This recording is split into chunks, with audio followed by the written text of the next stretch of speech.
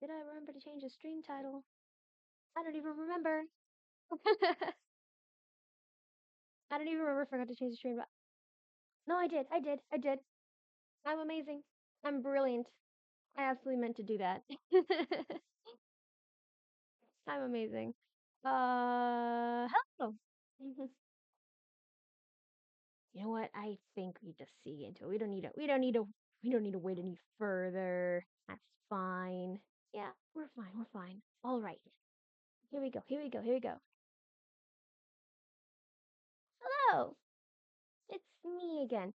I decided I might want to continue doing Facecam because I do kind of like the performance aspect of this. I do like the performance aspect of this. It's very fun. Plus, getting a little dolled up for once is it's put me in a lot better mood than just like in my pajamas like a zombie. Hello, Spooky Mimikyu. Good morning, or it's probably morning still in your time zone. No, but yeah. So as stream title says, our bestie child got taken to the fortress of Meripede, as per last time on the Archon quest.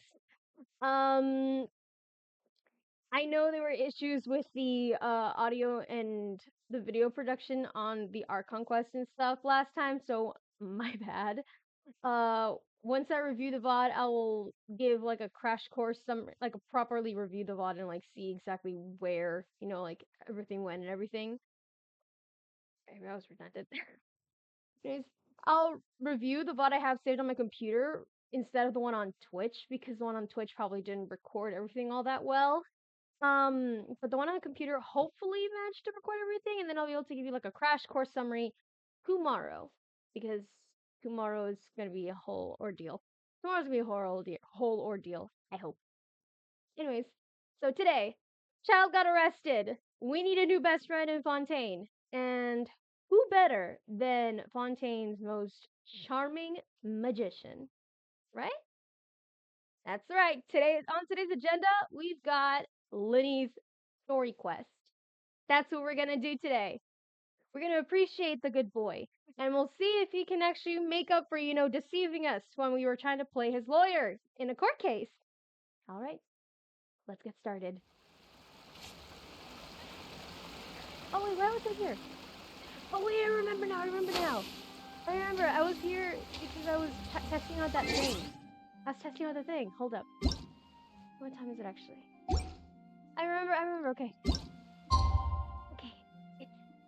I want to put this in like night. No, it's fine. I think it's fine. I think you can still hear it. No, I don't want that. Fuera. Okay.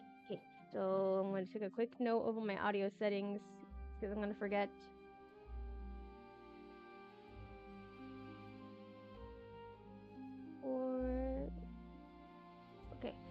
4466. Volume all the way up. Music volume down. Sound effects volume down. Paimon coming in! Paimon coming in! Thank you.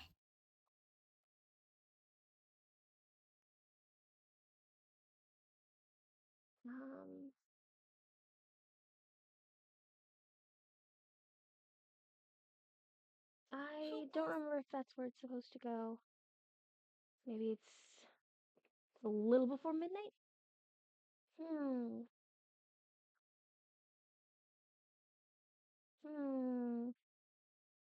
Yeah, and I was trying to test out a thing I saw in like a YouTube short.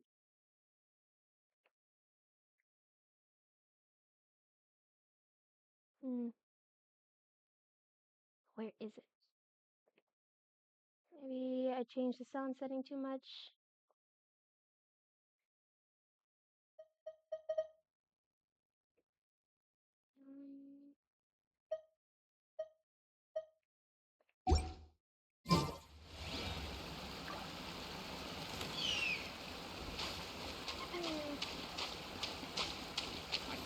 It's basically, so the thing I was trying to test out was the idea that you hear crying in the fountain of the scene.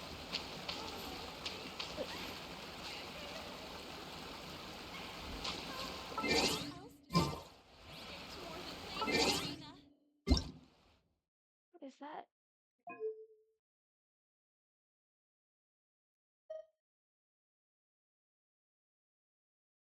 wonder where humans come from.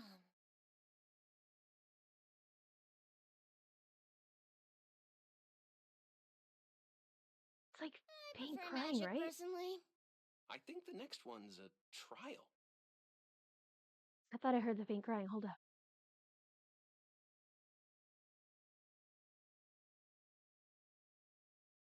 I managed to hear how much longer. Take the stage more than Lady Farina? So lonely. I prefer magic, personally. How much longer? I think the next one's a trial. I think that was it. I could just barely hear. I can hear like little sobs.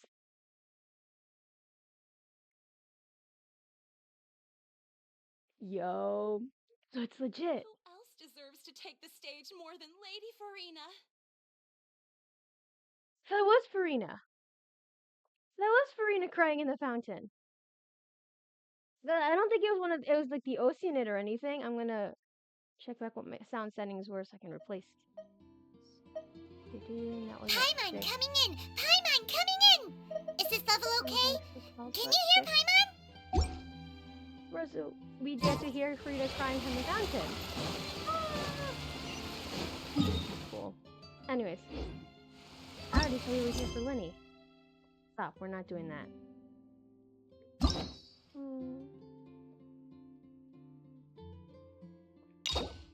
Unlock it.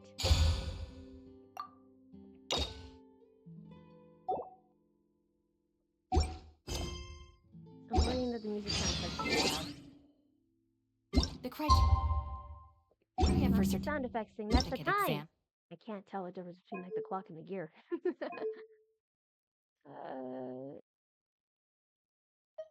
Maybe you should tone down the sound effects volume as well. Straightforward enough. What it really comes down to is whether you are willing to put in the time. If you study and practice, then it's really not all that difficult. We can get Benny out of the team. Maybe a baby girl back.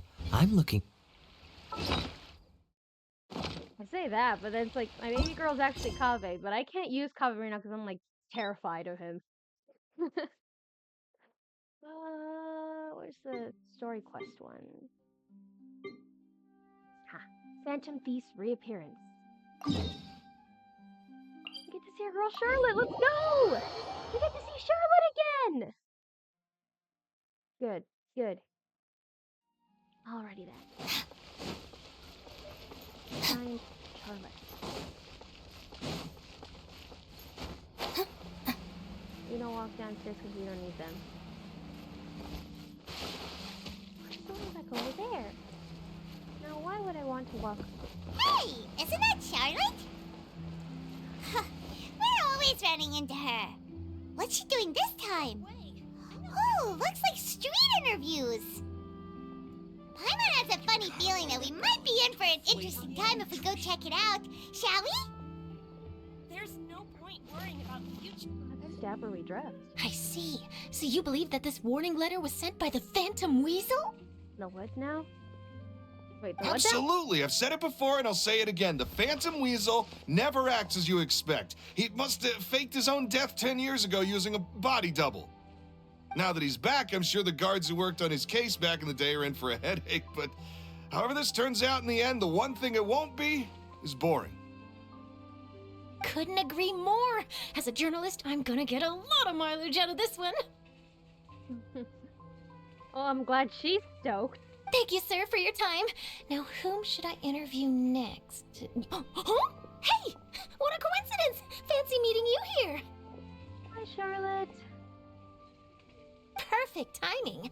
So, the Phantom Weasel's latest warning letter. What are your thoughts? Phantom Weasel? Yeah, this is the first time we're hearing of this one. Could you clue us in? Remember, Charlotte, we're not locals. We don't know anything. Huh? Oh, sorry. Yes, this case is from a decade ago. I guess you wouldn't know about it. Mm-hmm. Well, not to worry. You're in good hands because I'm a professional. The story goes like this. 10 or so years ago, a phantom thief became active in the court of Fontaine. known only as the Weasel. Nobody knew his true identity, and the authorities never managed to catch him. Is this something else I'm gonna have to bring up my notebook for? Is this a case we're gonna solve? Okay, give me a sec. I'm gonna get my notebook. I'm gonna get my notebook. There we go.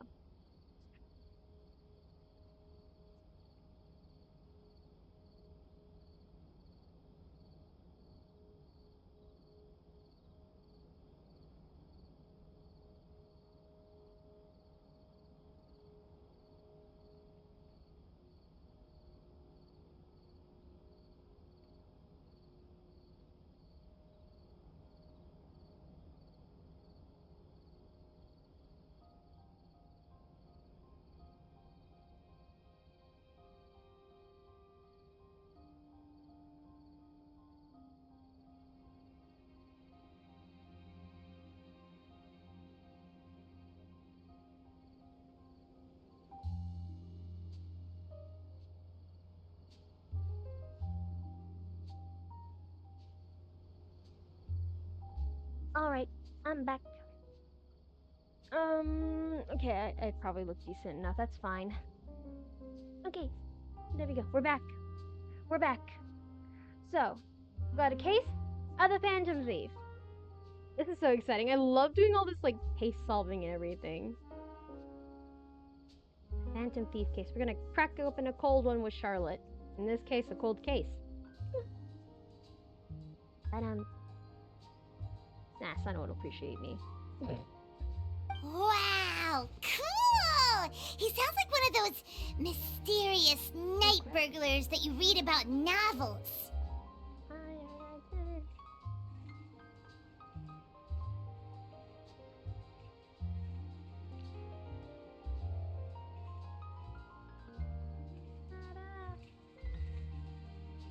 Get over here. Come on. Alright. Thank you. Don't fall off the table, please.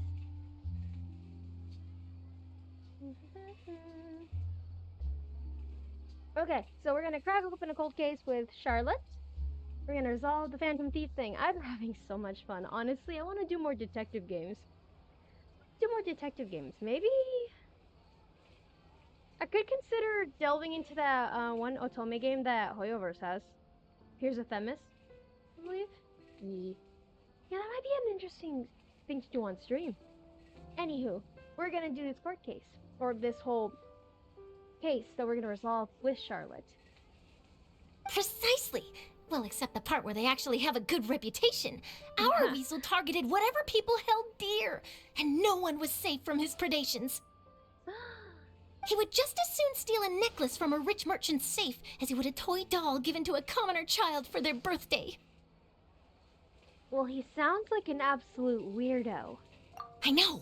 The phantom thieves you read about in novels rob the rich to pay the poor, but this guy did not discriminate. Unsurprisingly, this didn't work wonders for his public reputation. Every man and his dog wanted to see him behind bars. Fair. Yeesh. So, did they catch him? Not exactly. There's a good chance that the weasel would still be at large to this day if it hadn't been for an accident 10 years ago. Accident? A magician named Caesar fell to his death in a botched high-altitude escape performance. Okay. When the police went through his personal effects, they found a hoard of stolen loot and gadgets used for criminal activities. And that was how the Phantom Weasel's identity was revealed to all. Oh, so that's not a cold case we're cracking. Shoot. Oh well. Sure enough, thefts in Fontaine went down after Caesar's death. But today, 10 years on, the notorious thief has once again issued one of his warning letters and pasted it on the gate of the Opera Epiclese for all to see. So? I had to squeeze through the crowd this morning to get a photo as soon as I heard. Here, it's this one.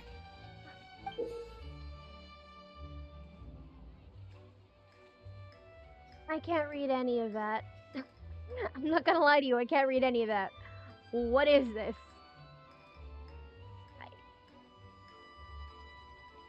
I don't know what what that says. I think that says love or Loto. I think that one says God. This is probably Teyvat script. It's useless to me. So, this is the warning letter, huh? Let's see what he wrote. Please read it for me, Paimon. I don't know anything. 3 days from now, when evening falls, I shall take from you that which you hold most dear at the Opera House, just as you did to me 10 years ago. I would not have gotten any of that out of that letter. Let's see though. What would that mean? The Orchards? This is, without a doubt, a clear declaration of criminal intent. After years of laying low, the Phantom Weasel is back with a vengeance. What once seemed like an open and shut case has been blown wide open again. But why has he reemerged now? And what does he want? I sense an epic scoop, and I'm going for it. Uh-oh. If this thief will steal anything that other people value, does that mean even we might be targeted? Well, he might try to nab you, little Paimon. Aww. But Paimon doesn't want to get kidnapped. Well, he'd have to go through you first. You would stop him, right? Of course. Okay, the people have spoken. It's clear that the public are very concerned about the Phantom Weasel's reappearance. And with good reason. Let's see, I've got a photo of the letter, my interview notes. Yep, that should be enough to form the skeleton of my article. It does feel like something is missing, though. Something exclusive. Who should I interview next? I need someone with a more concrete connection to the weasel. Is that who I think it is? Lenny! Looks like he's performing some magic. Magic. Magician. Caesar! The Phantom Weasel! That's it! Let's go interview Lenny! Any potential logos from that other Hoyo game? I know very little about Tears of Themis. Other than its name. I've seen you and I'm gonna pull him up. I'll pull him up. I want to see characters of Tears of Themis. I just heard that it was a detective sort of thing, so that's what caught my interest. But I haven't actually like really looked into it. But it's like if I want to like, I think if I want to do this on stream, I might want to like check out for like trigger warnings and everything, and get like a little overview. I wanted to like go in completely like unknowing of everything, of like the characters and everything, so I can just like wait for those first impressions and impacts. It's not loading. I'm gonna go by their photos. Marius looks pretty good. Marius or Luke? I think Luke is more my type. He's a nice brunette. But yeah, no. I wanted to go completely like unknowing anything about the game so I can get utterly blindsided. That's what I plan to do for like Tears of Themis. Why not? You know, if we get this done today, I think I might try for playing it tomorrow. I'll download it after this. Hopefully I'll be able to like get it completely all the way through by the time I have to go to class later this afternoon. But yeah. Anyways, back to Lenny's quest. You see, the original Phantom Thief Caesar was a magician too. And what do Phantom Thieves and magicians have in common? They both have an air of mystery about them. Perhaps there's a connection there. Right, you think all magicians know each other? Are you serious? What sort of a deduction is that? I mean, it kind of makes sense logically, but like, how are we to be sure that, you know, Lenny actually has any connection whatsoever? Right? Oh, relax! My journalistic instinct tells me that an exclusive news story is beckoning. Let's go! No time for delay! Okay.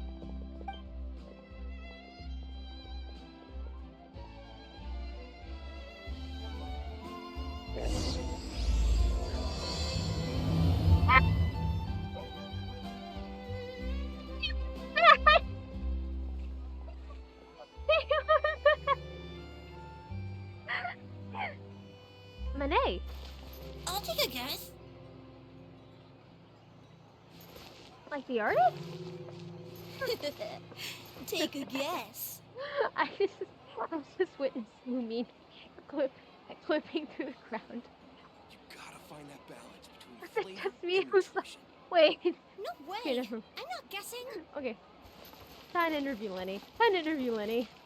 Lumine can ascend A later. bitter pill to swallow. Wow, Mr. Magician!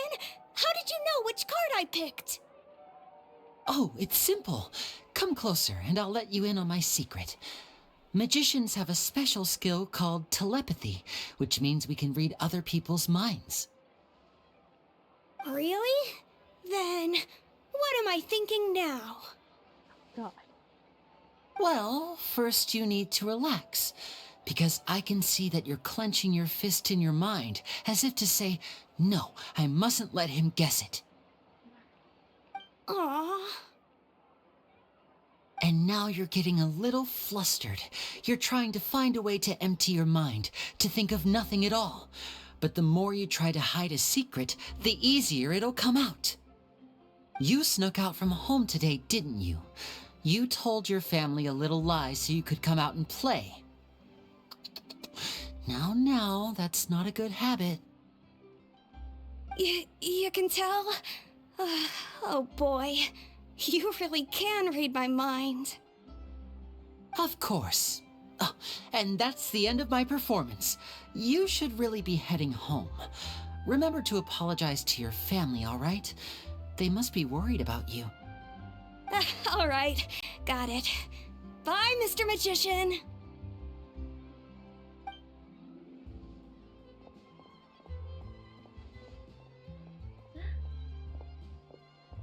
Noticed us. Hey, Lenny? Right, we're not on good terms with him at this point in canon. Why, hello. We meet again. Are you looking for me? What's the situation? Well, why don't you guess, Mr. Telepathic? Oh, please. You didn't believe that spiel, did you? The power of telepathy is quite beyond me. I'm sure that child would beg to differ. Seemed like you were right on the money. That was nothing more than a little trickery. I made an educated guess based on his micro-expressions. Nah, dude's a real master of his craft. Holy hell. Also, sorry if this starts getting a bit laggy. My connection is deciding to perish on me. That, plus the fact that he was the only kid here without his parents, and he looked as guilty as sin. He made it easy for me. You guys, on the other hand, let me guess. Don't tell me you're here for the Phantom Weasel, are you? So he knows? Wow, got it in one! Is this more of your trickery at work? Wait, really? No trickery this time. It was pure luck. His warning letter's been the talk of the town, so I figured that maybe you were asking around about that. Bingo! I plan on writing a column reporting on the latest news about the Phantom Weasel. So, Lenny, what are your thoughts on this infamous thief's reappearance? To be honest, it makes me angry. Angry? Angry? Why? You read his letter, right? The Phantom Weasel claims he's planning something in 3 nights' time at the Opera House. That's the night I'll be performing there. Huh. What are the chances? Is someone trying to frame him again? Wait a minute, you don't think he's after you, do you? Well, if he is, then his warning is clearly a direct challenge to me personally. And if he's not, then it's still going to be a huge headache for me. The mere mention of the Weasel's name is enough to scare people off. So once the contents of that letter get out, barely anyone will be showing up to watch my show. But I've been preparing for this for a long time. I'm not about to let him ruin my big day. This leaves me with only one choice. I have to expose the Phantom Weasel's identity before the show begins. Really? So what you're saying is, we might get to see a live duel between a famous magician and an infamous thief? Wow, this has exclusive written all over it. Glad you're getting a delight out of this, Charlotte. To be honest, I'm not sure if I'll emerge the victor. The Phantom Weasel is a notorious crook, infamous for his inscrutable methods. You're being far too modest, Linny. I think your magic tricks are even more inscrutable than those of a thief. Thanks for the compliment, though I have to say I don't care much for the comparison. A lot of people liken magicians to thieves because we both have the ability to make things disappear without the person noticing. But there's an important difference that these people overlook. Entertainment? Allow me to demonstrate with a quick magic trick. Here, I have a flower, just an ordinary flower that was picked not long ago. Watch it carefully now. 3, 2, 1. It's gone! Where did it go? That's the question. Where did it go? Therein lies the difference between us. Thieves make precious things disappear, but only magicians make them reappear.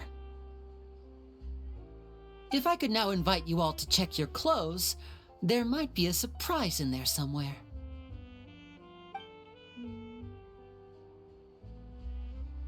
A surprise? Let me see! Huh? It's right there! But how? You haven't moved this whole time!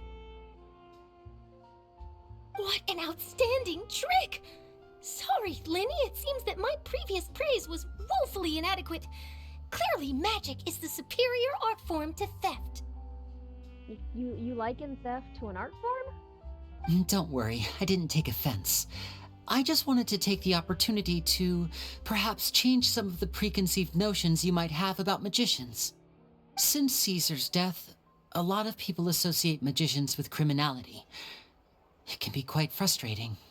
I can imagine. Coming back to your trick just now, might I presume that you are well versed in floral symbolism? For example, magicians often use rainbow roses in their flower-related performances to represent passion and romantic encounters. But you used a Lumidew spell, which, if I'm not mistaken, allude to separations. I'm curious to know if there was any deeper meaning behind this choice? Impressive knowledge. It's no wonder you're such a successful journalist. But I'm afraid I don't know the first thing about floral symbolism. I'm just in the habit of using Lumidew spells in my magic. Right.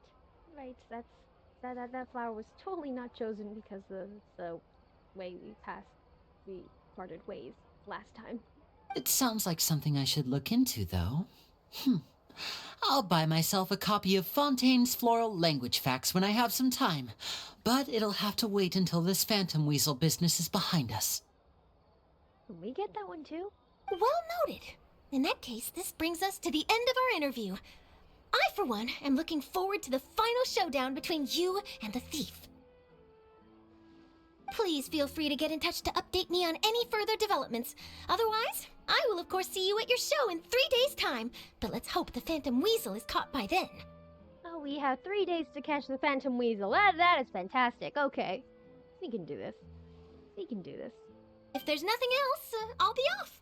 You've given me lots to work with here, and I've got no time to lose if I want to write that exclusive piece. I'll see you all later. That's Charlotte for you. I love her. So, Lenny, are you gonna tell us how you did that flower trick now? Come on! Can't ask a magician to reveal his secrets. I mean, we did last time because it was inevitable we had to use it to prove his innocence in court. We can't just ask him how he did it. I'm afraid that's my little secret. There it is. Aww. Well, magicians are entitled to their secrets. But Paimon's really itching to know how it's done. You feel it too, right? So do, but we have priorities. The Phantom Weasel. You sure you'll be able to handle him? Not so itchy then, huh?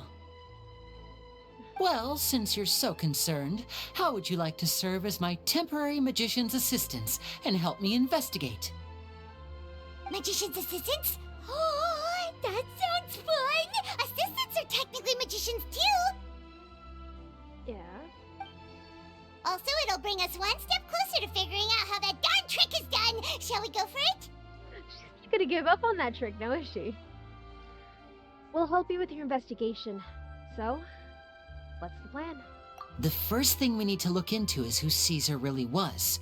If he truly was the Phantom Weasel, that means that the Weasel is dead, and whoever wrote this warning letter is just a copycat criminal.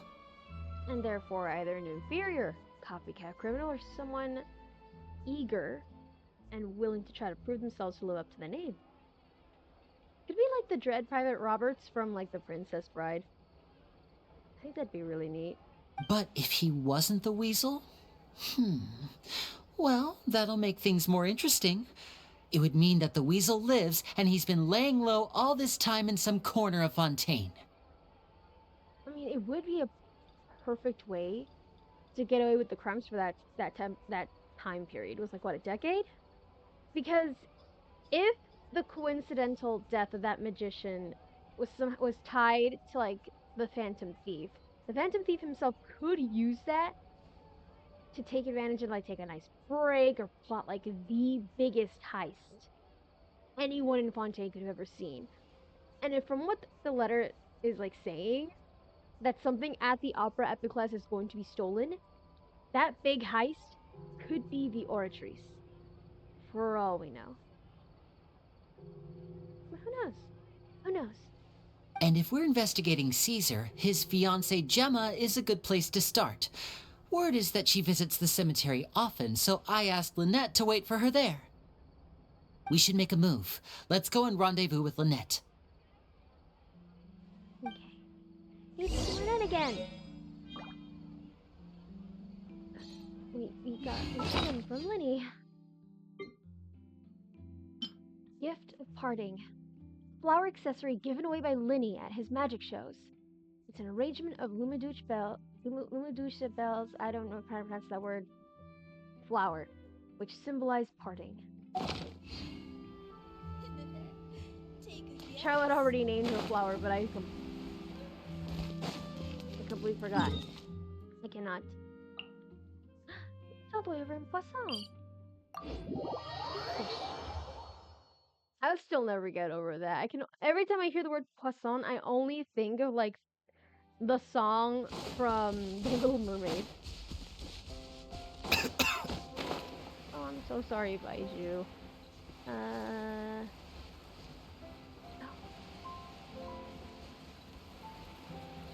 Oh, this is we saw Navia when she was like trying to pay respects to her father.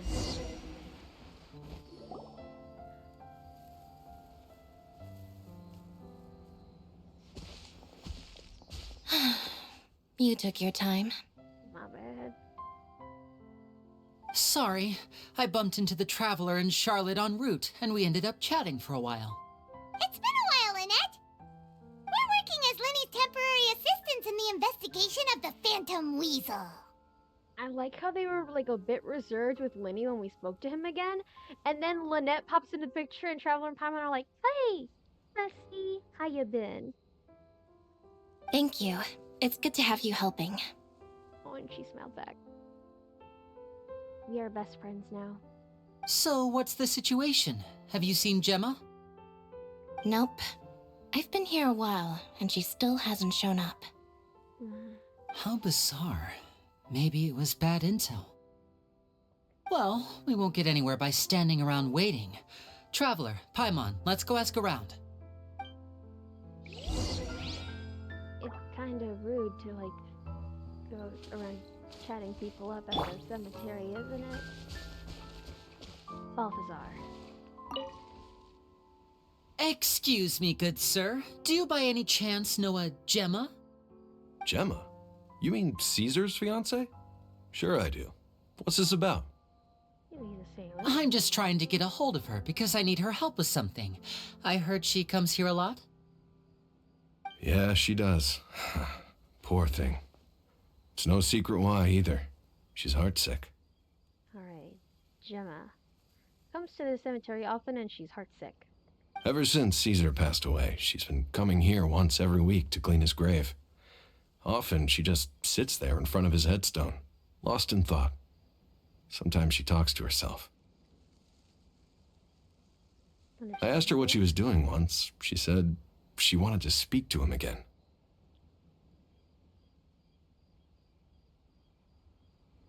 She knows he's gone and can't hear her from the grave, but she just likes to spend time there, telling her fiancé all about how her life is going.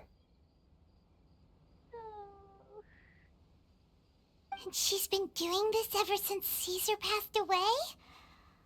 Oh, so 10 years. Wow. Their love must have been really strong. I'll bet. Caesar's reputation fell apart after his identity was revealed, so no one else visits his grave.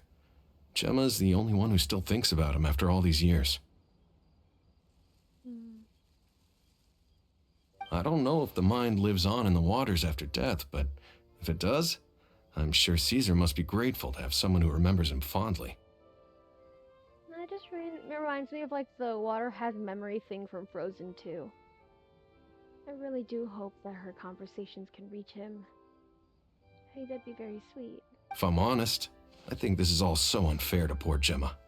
Her fiancé was a low-life crook. He doesn't deserve someone like her. Ow, okay. Anyway, all of that said, she's running later than usual today. Normally, she'd be sitting in front of his grave by now. I wonder if she's okay. Did she get ambushed? I can fight. I can fight for her. Well, that's everything I know, I'm afraid. You might have more luck asking some other people. All right, well, thanks for sharing all of this with us. We'll keep asking around. Thank you. You're welcome. I just hope she'll be able to move on one day. I want to lower the volume of like the dialogue a little bit. Just a little bit. Paimon coming in! Paimon coming in! Let's see, that's a little better. Gracia and Juliana. Did you hear the news? They're saying the Phantom Weasel's back. You're kidding. Wait, isn't he dead? I don't know anymore. All sorts of news flying around nowadays. I can never tell what's true and what isn't. But what if, just hypothetically, I mean, what if this weasel's the real deal and Caesar was framed? Called it. Seriously, 10 years ago, on the day it all went down, I said to myself, you know what? This guy's been set up. The Caesar I knew was a good guy. He gave balloons to children on the street, for Pete's sake. What, are we supposed to believe that he was a balloon thief or something? Give me a break. Oh, please. Weren't you the one cursing his name to high heaven when the police announced the news? You were all, oh, that gosh darn lousy son of a, you think you know a guy, or words to that effect. Wait, did I say that? I don't seem to recall. Sorry to interrupt. Hello there. Sorry for disturbing you, but I couldn't help but notice you were discussing the Phantom Weasel. We're actually quite interested in this topic as well, but we're struggling to get to the bottom of it. Do you think you could spare a moment to tell us a little bit about Caesar? You've come to the right people. Yep, I was there. Back when Caesar used to perform magic tricks on the street. He was a great magician. The best trick I ever saw him do was pop a transparent balloon, only for a whole bunch of doves to fly out from the inside. Wait, how? I was right up close and didn't blink or look away once. But for the life of me, I still don't have the faintest clue how he pulled it off. Really incredible stuff. I saw him perform too. He always used to bring some gifts along for the kids who came to watch his show, and he'd hand them out after he was done. Sometimes he even got the kids to write their wishes down, and then he'd make the items on the wish list appear in his next show. Oh. He doesn't sound like such a bad guy. I mean, he doesn't, Paimon, but Linny didn't sound like such a bad guy either, and you saw all the slew of lies he gave us. Child didn't seem like such a bad guy either, and you saw him nearly drown Lua Harbor. I don't know, we just gotta keep our minds a bit open here. But after he died, there were also rumors that he used the wish list to find out what was precious to people, with the intent to steal it later. But from children? Now I'm playing devil advocate and the accuser here. It's like we can't completely rule out that maybe he wasn't exactly the best of people, but on the other hand, it's like from the wish list of like a child, it's kind of a stretch to like steal big things from a child. I don't know, it seems kind of too small time, especially with how flashy this and daring this Phantom Thief is. Seems much too small. As I'm sure you know, the Phantom Weasel would steal just about anything from anyone. And then again, there's that. Whatever the case, now that the Weasel is back, Caesar's become a hot topic once more. I bet Gemma must be pleased. If Caesar's name gets cleared, maybe it'll finally give her some solace after all this time. Well, she'll be pleased until people really start talking crap. Oh, speak of the devil. That's her over there. If you've got any more questions about Caesar, she's definitely the one to ask. Okay. We'll talk to her then. So that's Gemma. Is it just Paimon, or does it look like something's wrong? She probably heard all the rumors going about. Wait, it looks like she's injured. What? Come on, let's see if she's okay.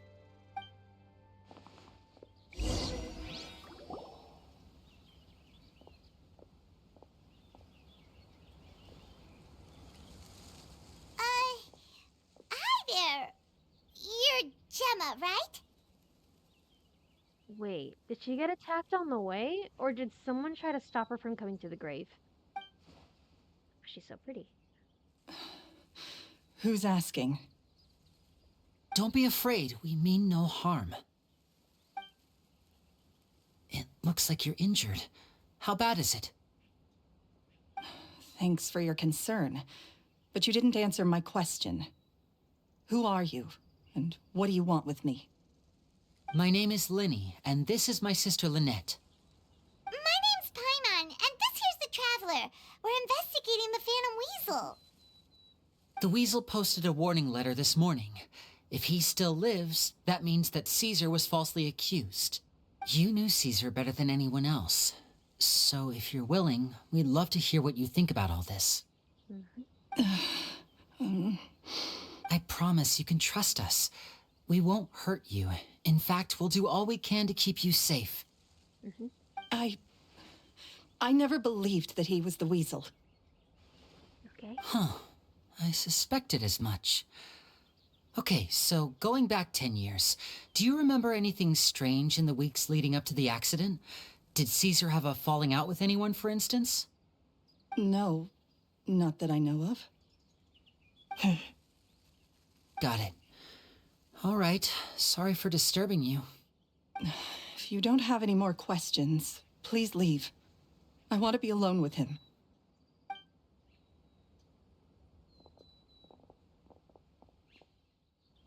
Well, that was a dud. Judging by the look on her face, there's definitely something fishy about her. Is there? She's lying.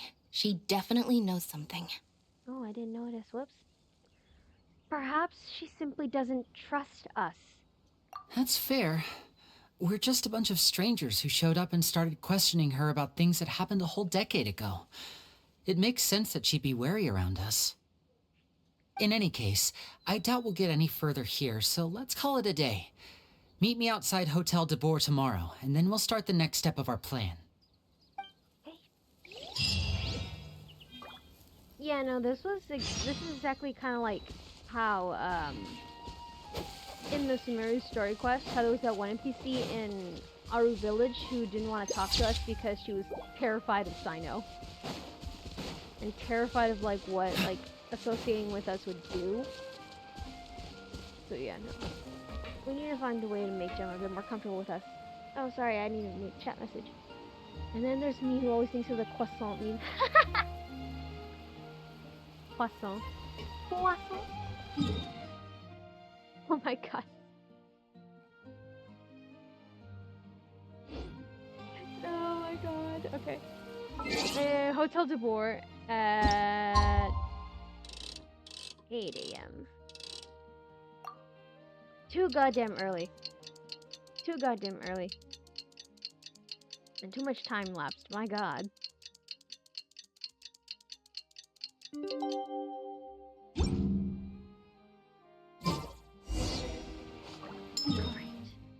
To Hotel de Boer.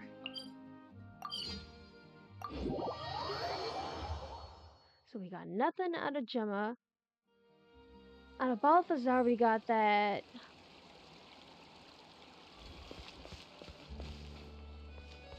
That Gemma basically comes to Caesar's grave all the time. Oh. I thought we had to go inside. Over here. Hi, Lenny. Anyways, reviewing. Balthazar told us that Gemma visits Caesar's grave and has for 10 years. She's been very dedicated about it. Juliano and Gracia told us that Caesar was a really good guy. Very good with kids. There's still potential of him being suspect because the Phantom Weasel did not exactly, discriminate between like who he stole from and what he stole. And then we have Gemma, who just gave us that she never believed he was a criminal, and then left it at that. Lynette's not joining us today? Is she off investigating? No. I've had her follow Gemma and see if we can make any inroads with her. They should be at a cafe right now. Oh, you two are efficient. Still, I don't think that Gemma's likely to open up to us. So, we need a contingency plan. Well, where do we start?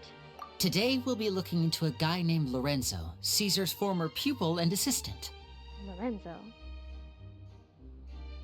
When Caesar passed away, all the stolen goods discovered in his home were confiscated and returned to their rightful owners. But Lorenzo was the only one privy to all his magic secrets, and he inherited his craft. Before long, Lorenzo was the next big magician in town, his fame surpassing even that of his master, and it made him very wealthy. He's since left the magic scene, though, and these days, he's a wealthy businessman with his fingers in a lot of different pies. Okay. So, former magician, now a businessman, after he inherited Caesar's craft.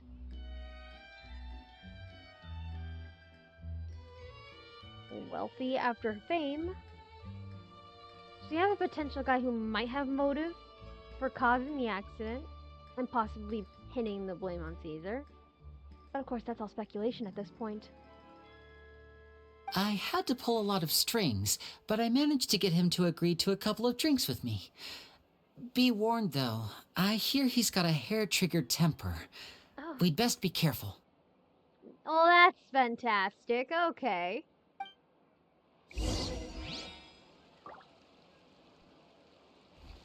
Okay, gotta meet with Lorenzo.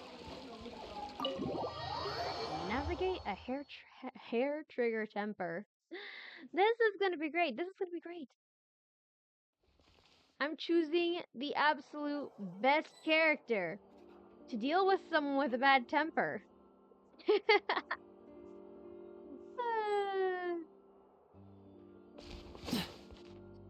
Then again.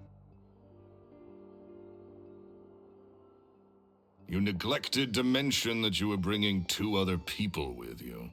Oh, we're already off to a fantastic start. My apologies. These 2 are my assistants. When they heard that I was meeting with the former magic maestro himself, they begged and pleaded with me to bring them along. And if it's no trouble, a couple of autographs would really make their day. Appealing to his ego? Oh, forget the pleasantries, just sit.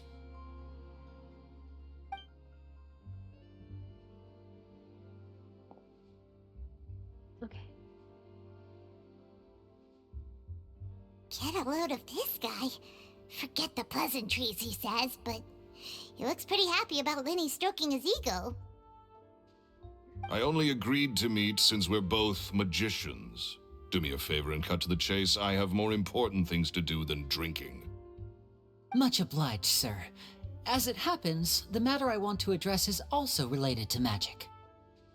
Yesterday morning, a warning letter from the Phantom Weasel appeared on the entrance to the Opera House.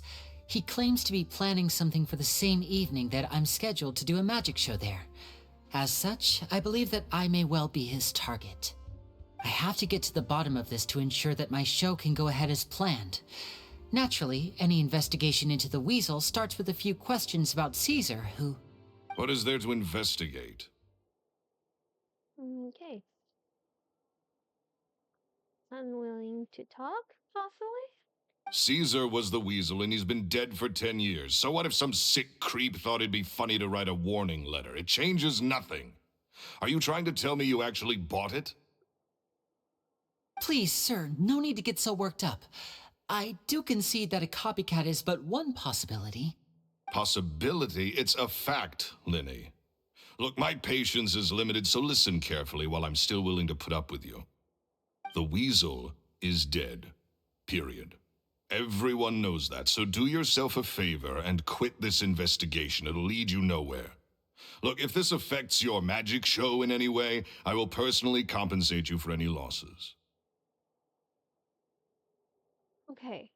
So he, for a fact, believes Caesar was the Weasel, but he's willing to help Linny out if he faces the consequences of not, like, finding the Phantom Weasel in time.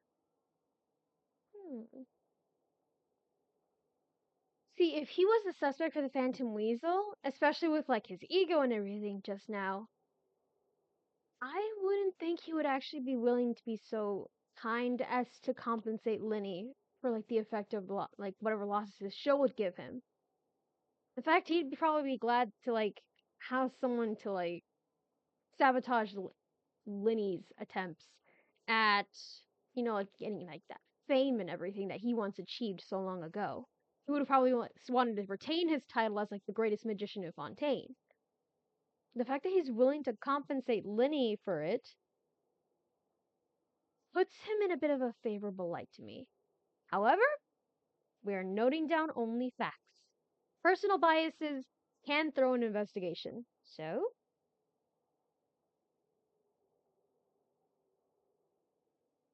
Oh, sir, I'm honored, really.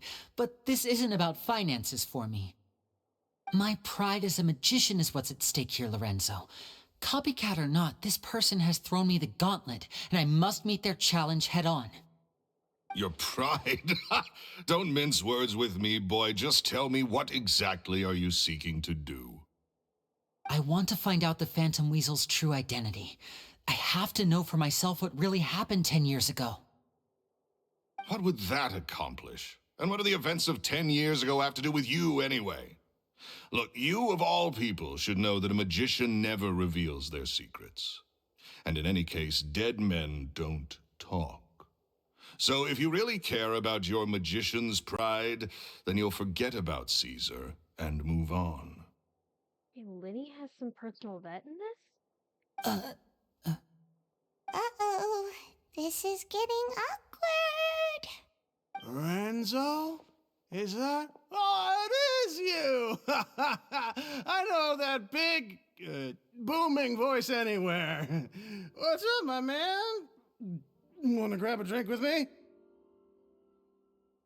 Man's got a hair-trigger temper, and now this drunkard comes up striking up a conversation. This is gonna go fantastic! Another day, I'm busy. And he doesn't mind? Who is this guy? Oh, come on! You can't be all business all the time. You know what they say? Live fast, die young. You gotta learn how to kick back and relax once in a while. If I wanted your life advice, I'd ask for it. Now get out of my face and go be drunk somewhere else. Sorry, my good sir. I don't believe I've had the pleasure. Oh, hey! Edmondo. He and I are business pals. We worked together a bunch of times. They lost focus and had a consensual workplace relationship. Okay. No, okay. So Edmondo, he and Lorenzo are business pals. This is your first time meeting him? Oh, he's always like this. Foul-mouthed and hard-nosed. Never heard a kind word out of this guy the whole time I've known him. And he wonders why he can't get a girlfriend, despite being, what, pushing 40, 30, something? Anyway, point is, a lot older than when he first got rejected by the girl he was into. And is still into, from what I hear. Shut up and get out of my face. Another word out of you and you can forget about doing business with me ever again. Do I make myself clear? Oh my god. Sorry, I may have had a little too much to drink. All right, I'm gonna leave. Don't work too hard.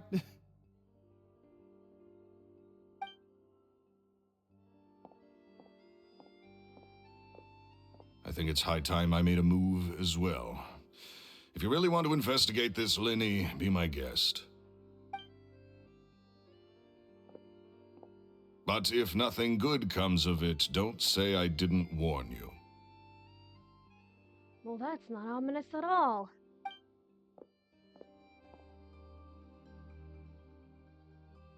Well, that fell to pieces in a rather spectacular fashion. Any thoughts? Aside from the fact that clearly he must be pining for Gemma? Well, there's something strange about him. Totally. And what was all that about compensating you for your losses? Why would someone you just met make an offer like that? He's gotta be hiding something. And not like Gemma. She was a little suspicious, but this guy's definitely covering something up. I think so too. We need to look into Lorenzo more closely. That guy Edmondo seems to know a thing or two about him. He only just left. Let's see if we can catch up with him.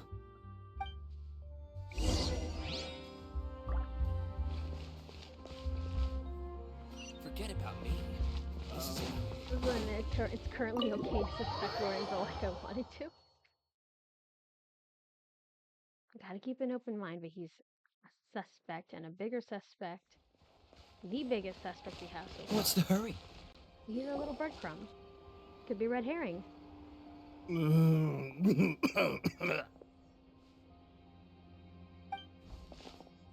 You okay You there? good? You good, my guy? Who are you? Oh, it's you guys. Don't worry about me. I must have had one too many. I just need to ride it out. Yeah, he's not doing good. I said way too much back there, didn't I? Yeah, I nearly talked myself into complete financial ruin. Note to self, no more drunken chats when Lorenzo's around. Wonderful! Coincidentally, he's not around right now. You up for chat? So, he was serious about threatening to cut you off? Ugh, Paimon knew he was a bad egg. Hey! Keep your voice down. Don't go prying into Lorenzo's personal affairs. Bad things happen to people who ask too many questions or make an enemy out of him. Bad things happen to those who pry. What kind of bad things? Don't even ask. I'm sorry. I'm gonna have to cut this conversation short. I'm not crossing that line again. And take it from me, trouble with Lorenzo is one thing you don't need in your life. You saw him flare up back there. I don't know what you said to him, but clearly it touched a nerve. That's not a good sign. You're too young for this. Don't get in over your head. I'm leaving. Okay, bye. And there he goes. What do we do now, Lenny? Shh. I think we're being watched. someone was listening in to our whole conversation. Don't say anything and don't look back. Any altercation in the city will attract the guards. We'd better take this elsewhere. And just think of that one bit in Parks and Rec where it's like, they're right behind you, and then he just turns around. Alright. We gotta get out of the city. Lure the tail out.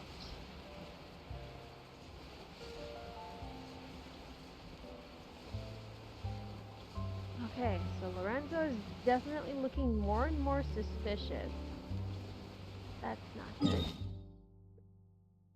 How far out of the city do you want us to go? Linny, how far do you want us to go?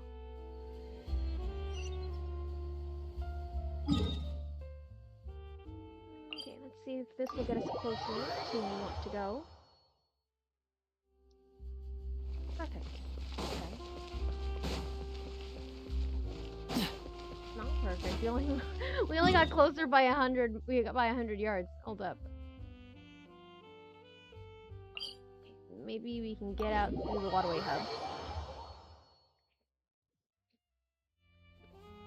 Get out via the waterway hub. Perfect.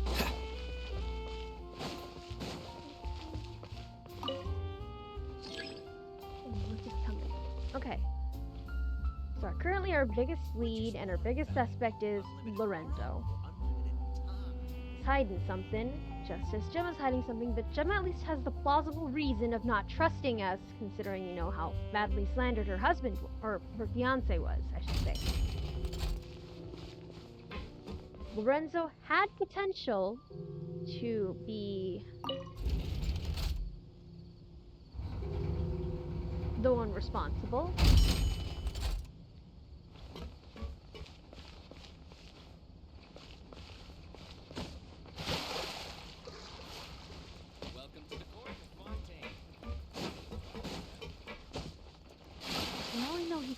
Red herring.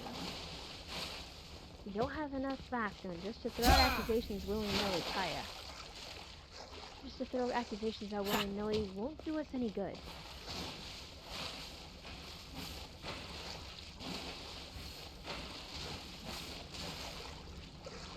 I wonder if we can get Edmondo to talk a bit more.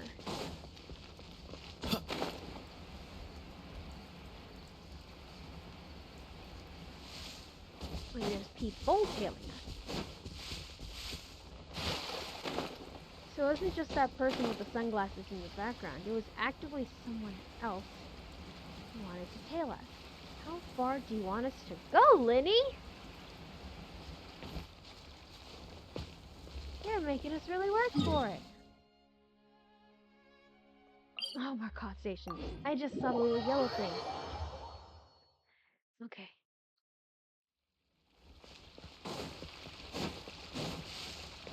Oh, I see a little chest. Okay.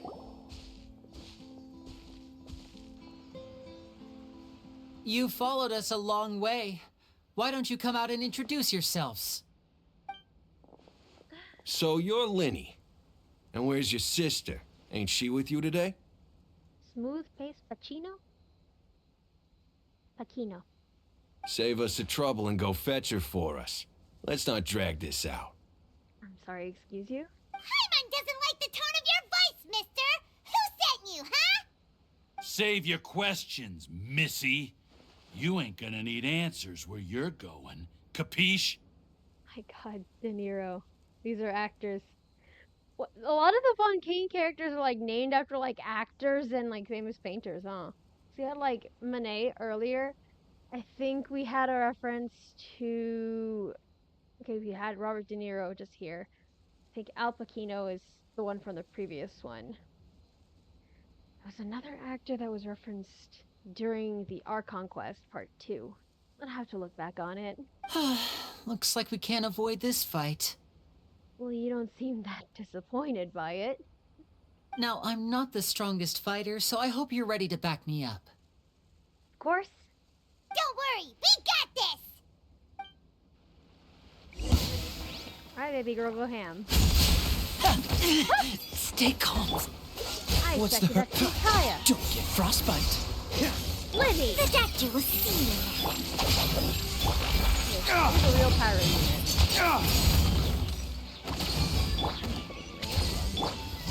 Now disappear. I'm fine. Let's get this show on the road.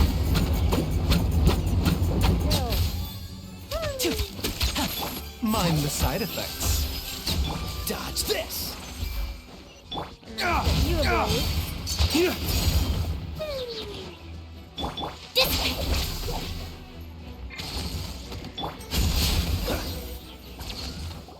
Curses. They're tougher than we thought.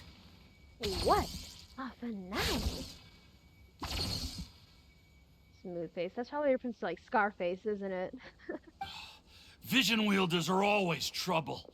Intimidation ain't gonna work like it did on the lady.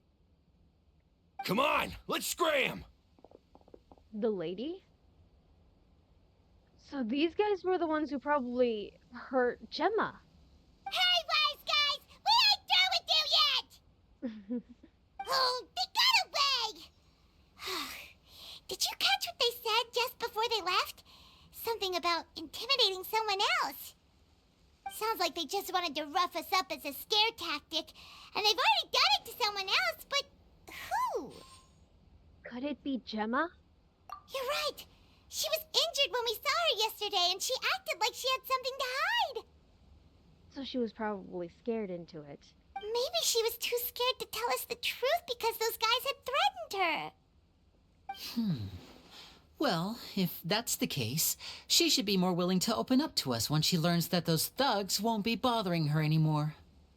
Let's head back to the cafe and see if we can get any information from her.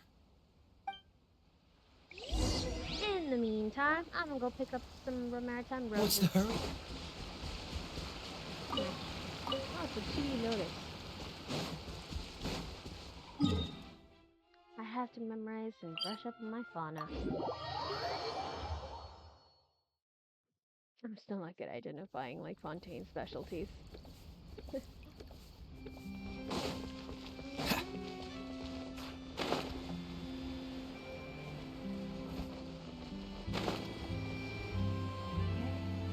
I'm going to drop down somewhere nearby, otherwise cutscene will immediately go and Kyle will go splat, and I don't want that to happen. When it's having a little bit of lunch with her.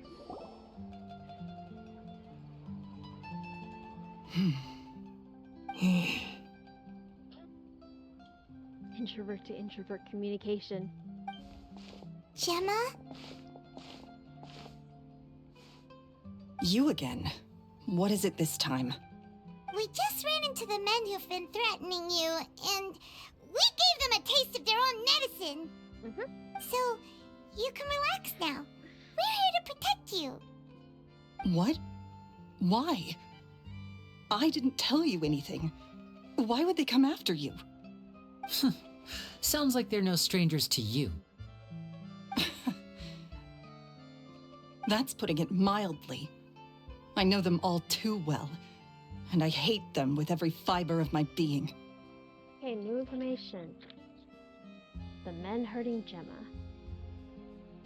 It's been 10 long years, and still every time I try to look into Caesar's death, they show up and warn me not to do anything stupid. That really doesn't help Lorenzo's case, especially with what Edmondo said about how people who pry into his business typically don't end up so well off. But if Gemma is the woman that Lorenzo got rejected by, that leaves really awful potential. How do I know I can trust you? Do you really think you can get to the bottom of it all? And why are you doing this? I'm afraid I can't reveal all the details just yet, but I can promise you this. I will expose the Phantom Weasel's true identity. Because you see, this is a personal matter of the utmost importance. I give you my word. Trust me. Okay. How can I help you? I've heard that Caesar used to have a magic workshop where he kept a lot of his personal effects. If possible, I'd like to take a look at them. Do you know where it is? The Fleuve Sonde. But the place was sealed up by the police after his death, and no one's been there since. That we know of. I also know that the Fleuve Sonde is dangerous territory. Lots of hostile groups lurking around. If you're serious about going there, please be careful. I can handle it. Understood. Lynette, you stay here and take care of Gemma. Don't let her come to harm. Got it. But if I'm staying here, I'm ordering dessert. I mean, bon appetit. But stay sharp, too. They're likely to come for you while I'm away. Okay. All right. Power saving mode off.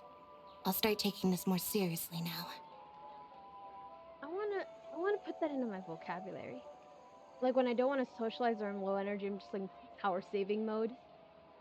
I love that. I love that. She's so relatable. I love her so much.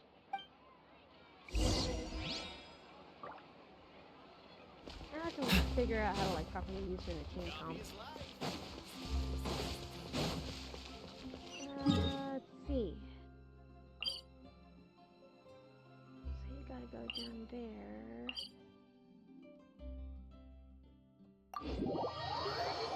Water?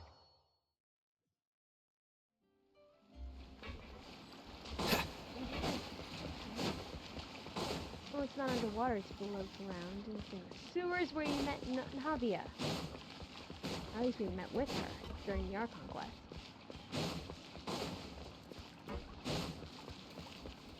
Okay. If Gemma gave us the right location, then the workshop should be right nearby. Huh. Looks like these boxes are blocking the entrance. Let's shift them away first. I can light them on fire with D-Luke. Probably not recommended an item like this, actually.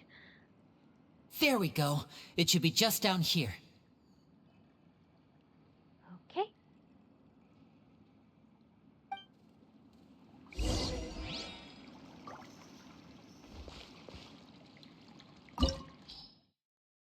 Oh, that's wonderful. Okay.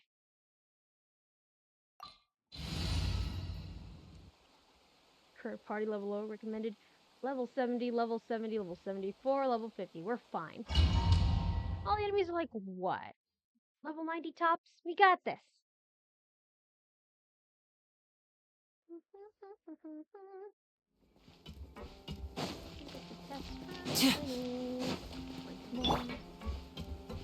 Swap out for Kaya.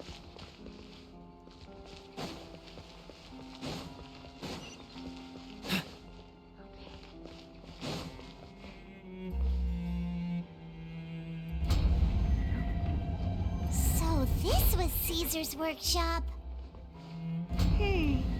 Nothing suspicious here, just normal magic props. What's hidden further? Magic props, several books strewn about, balloons upon balloons. Oh. What was that? Oh, is this one of Caesar's gadgets? Guess we must have triggered some sort of device.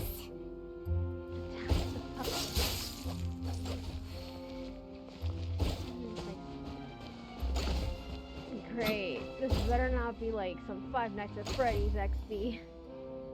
Cool it! What prize?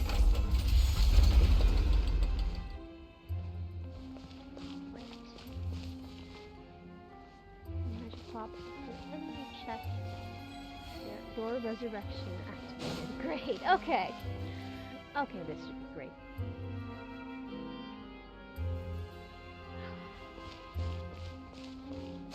No chest. Yeah, level 92. Okay, we can handle it. Freeze! It's just fine.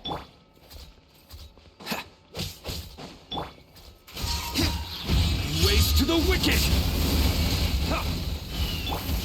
Out of my way! Our bond is strong! A bitter pill to swallow.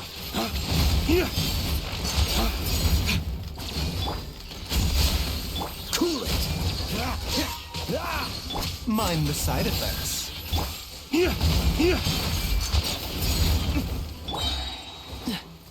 so sorry.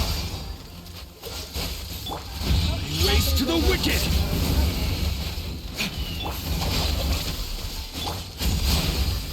A bitter pill to swallow.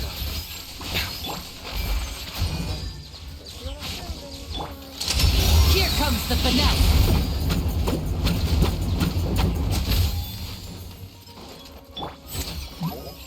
Dodge this!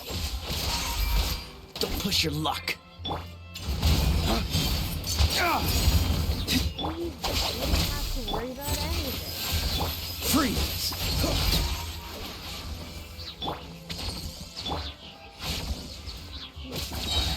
Don't get frostbite. Whoa. Look. The doll in the box is glowing. And now they're swapping places. That's terrifying at all. Dodge this! There's something written on the card on this doll. Let's take a closer look. A wish list. I want a bucket of fried chicken that never runs out. Like a new bag. Note, there's no such thing as fried chicken that never runs out. Just as there's no such thing as children who never grow up. Also, eating too much fried food is bad for you. Be sure to pair it with something healthy, like salad, alright? Caesar. That doesn't sound like something you'd want to steal. That genuinely sounds like a wish list that's on a child's room.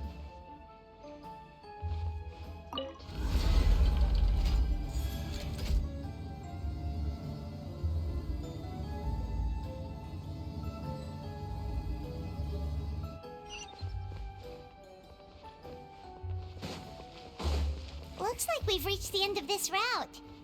Shall we try a different one?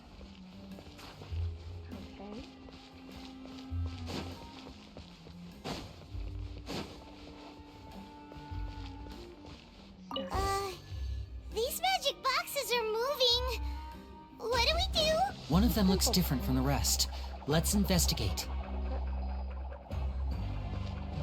Okay. We go hunting down the glowy one. Where did he go?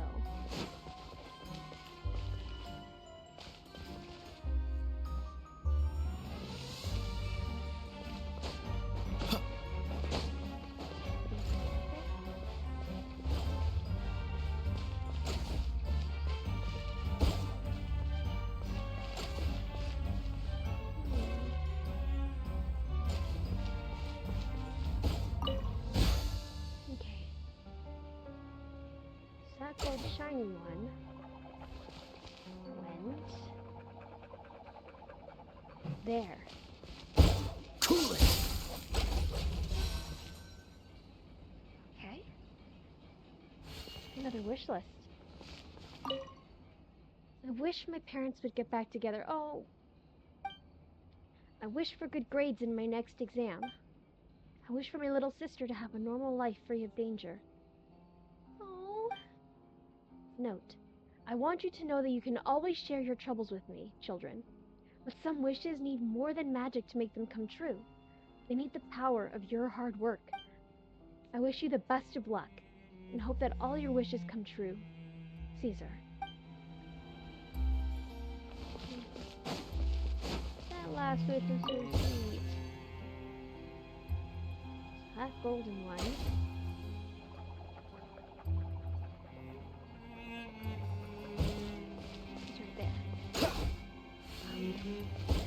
And voila!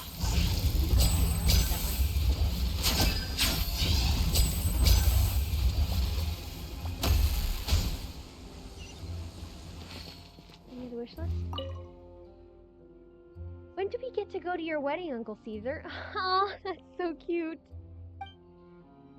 I want to watch your shows even when I'm grown up, Uncle Caesar. Do you have to go on tour?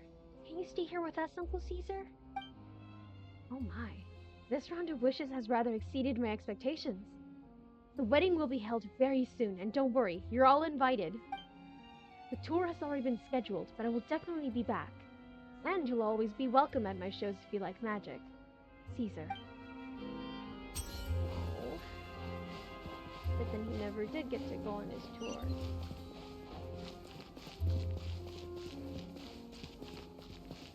Does he drop like little sparkles? He drops little sparkles. So cute. Books on books strewn about here.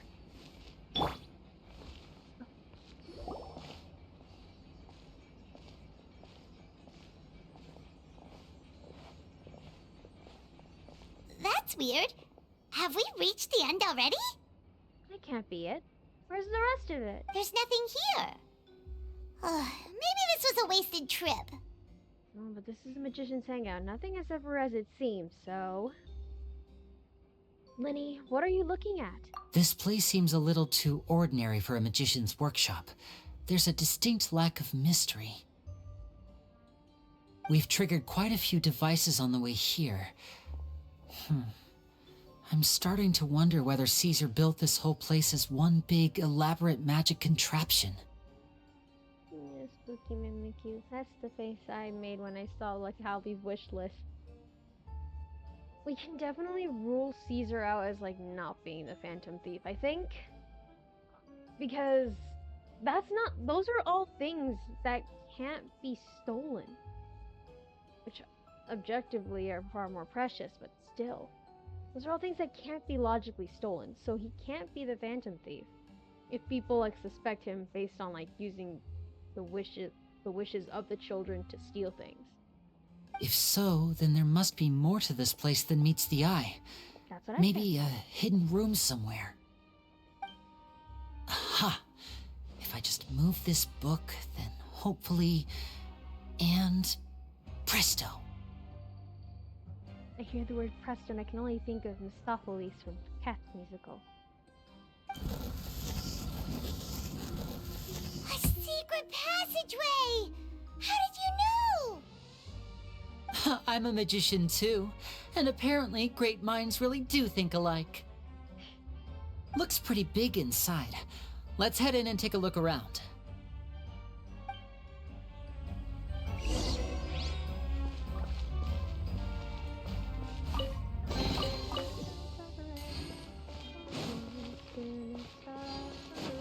What's the hurry? Dodge this!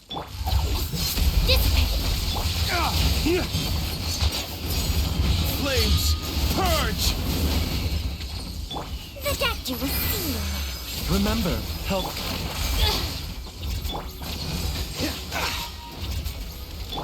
Now disappear! A bitter pill to swallow.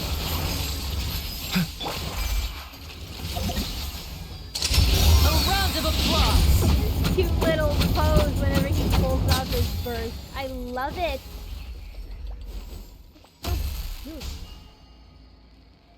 This is that mischievous little face. Who does the little mischievous face better, him or Wanderer?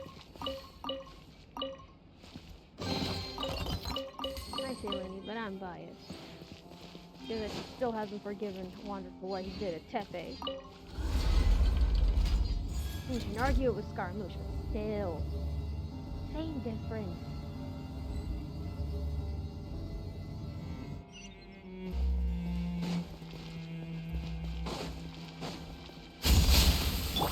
The doctor was seeing. Lay waste to the wicked!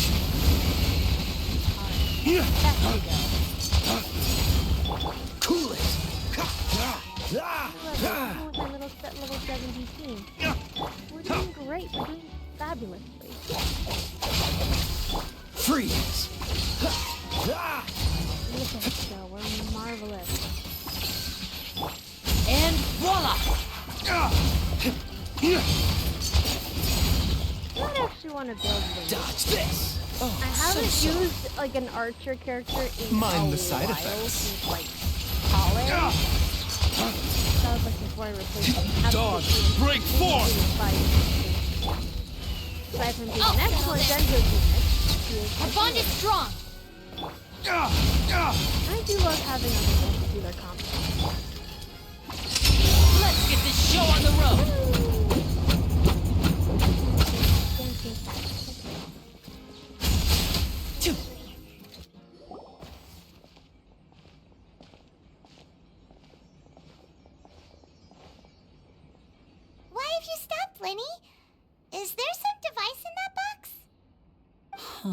It just looks familiar somehow.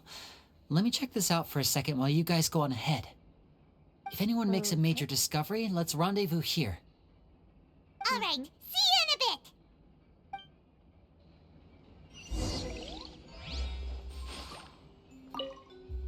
The placement of this device inside. If I remember correctly...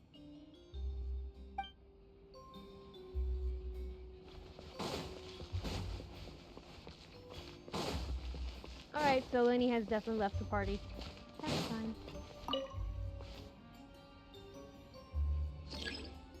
Activate all the magic steps without stepping on the same one twice.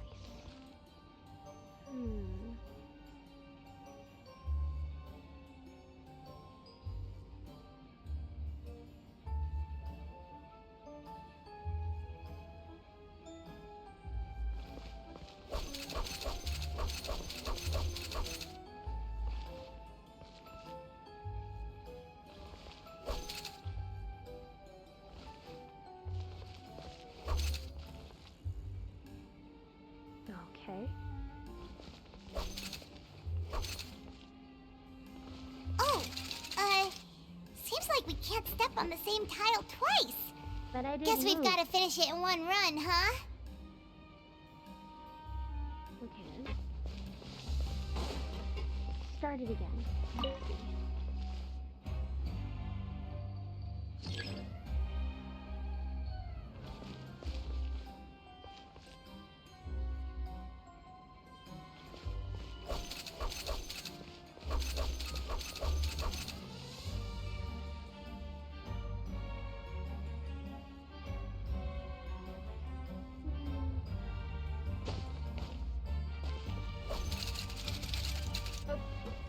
Okay, so we can't get out of bounds. Well, I mean, that should have been obvious enough. Alright, let's see.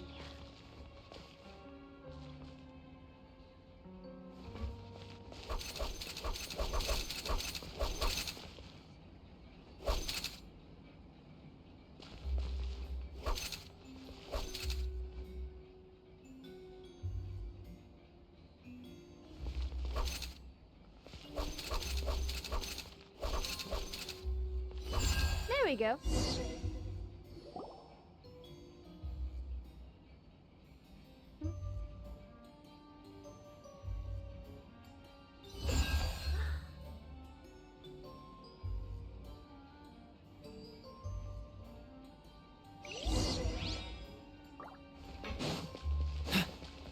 Wow! There's a hidden room here! Let's see! Oh, this bookcase is full of Caesar's own notes. He wrote a lot about the principles of magic. Whew. Much too advanced for Paimon. Hey, look! Is that Caesar's diary on the table? Caesar's diary. This book's thick as a brick! Let's take a peek inside it, shall we? Well, man's had a lot of feelings.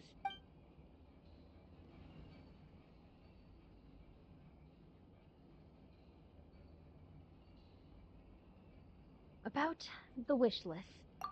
At one of my shows a few days ago, a child asked me how I pulled candy out of my hat.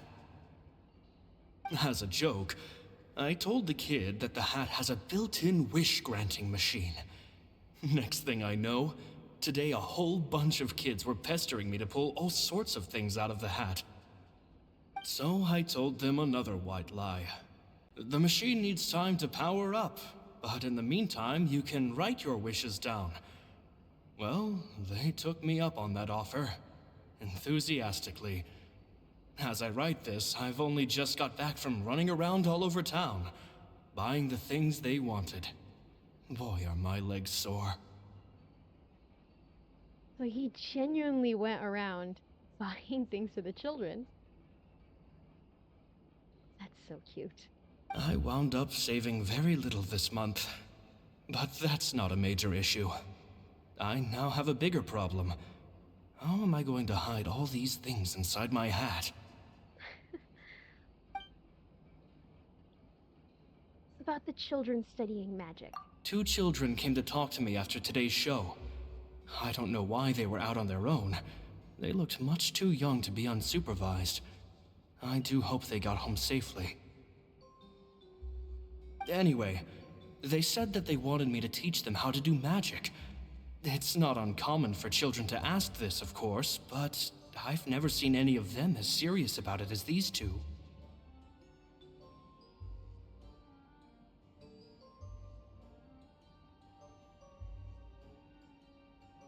I have a theory on that, but I want to hold off because I don't want to spoil anything if I'm right. I told them that learning magic is very hard work, but that didn't faze them at all. It's like they already knew.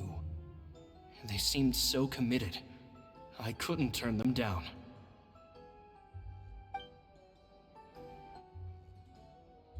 About Lorenzo's issues. It seems like something's bothering Lorenzo lately, but he won't open up to me about it. Surely he's not upset that I agreed to teach those 2 children. I'll have to talk him around. I have a good feeling about those kids. They're naturally talented, and it seems like they're not new to the world of magic. They have all sorts of fantastic ideas. All I'm really doing is helping them develop a more professional standard training plan. They wanted to call me Master, but I told them they absolutely mustn't. Any magician worth their salt could have taught them what I have. They're the geniuses here. Compared to them, I don't deserve to be called any sort of master. Oh. With time, I have no doubt that they could become far greater magicians than I. My only concern is why they're so mature for their age. I fear they've had to grow up too fast. I don't dare to imagine what they must have been through. Gemma thinks so too. She doesn't like being around them. Says that their eyes are too piercing.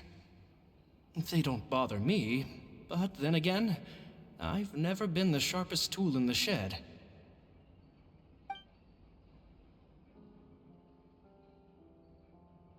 I'm getting attached to an NPC again. I'm getting attached to another Genshin NPC, and the worst part about it is that he's already freaking dead. Like, no doubt about it. He's already freaking dead. And I'm attached to this guy. God damn it! Alright. About the farewell. It's nearly time for me to go on tour. I asked the 2 kids if they'd like to come with me, but they shook their heads. I once overheard them talking about their father and their mission. Sounds like their parents have other plans for them. I guess we'll be parting ways soon. So my theory was right. I mean, it's obvious enough at this point, I guess. I assumed that those little kids that want to learn magic were Lyney and Lynette, and this outright confirms it. Based on our dialogues that we've heard in, like, our conquest previously.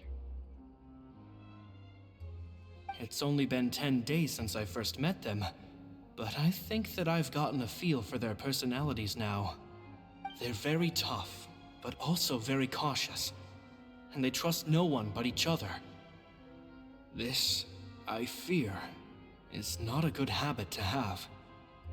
They hide things from me too. For example, when I asked them where they live and why they wanted to learn magic, they lied. That's the thing about children. Whenever they're trying to cover something up, it always shows somehow. I can sense that their lives have been hard, possibly even dangerous too. They're not like other children. It's a shame that I can't do more to help them.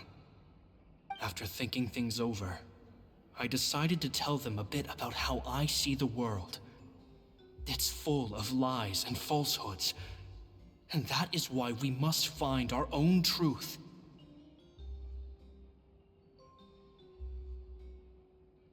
P.S. I hope they won't find my nagging annoying. Children are so opinionated nowadays. Will it do them more harm than good for someone they've only known 10 days to lecture them like that? PPS.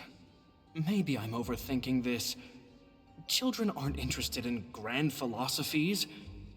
It probably just went in one ear and out the other. I bet they've already forgotten every word I said. Oh, Caesar, Caesar. Just mind your own business next time. No. Too bad he doesn't get it next time.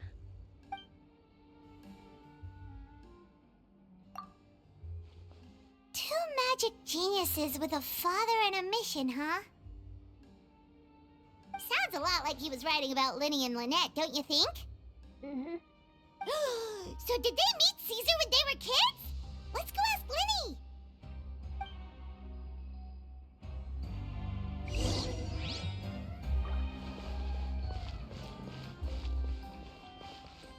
We're going to take a quick water break.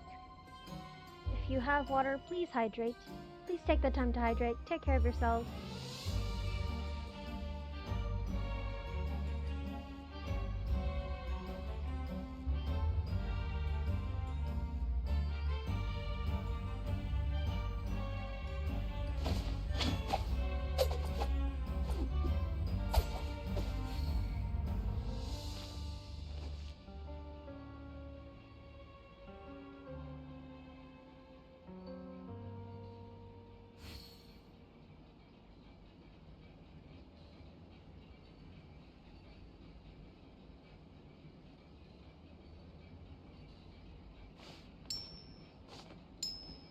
Okay, I'm back.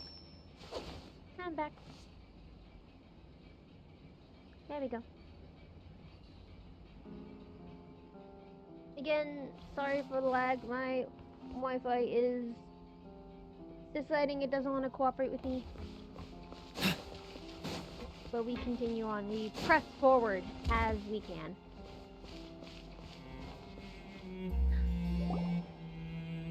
Linny!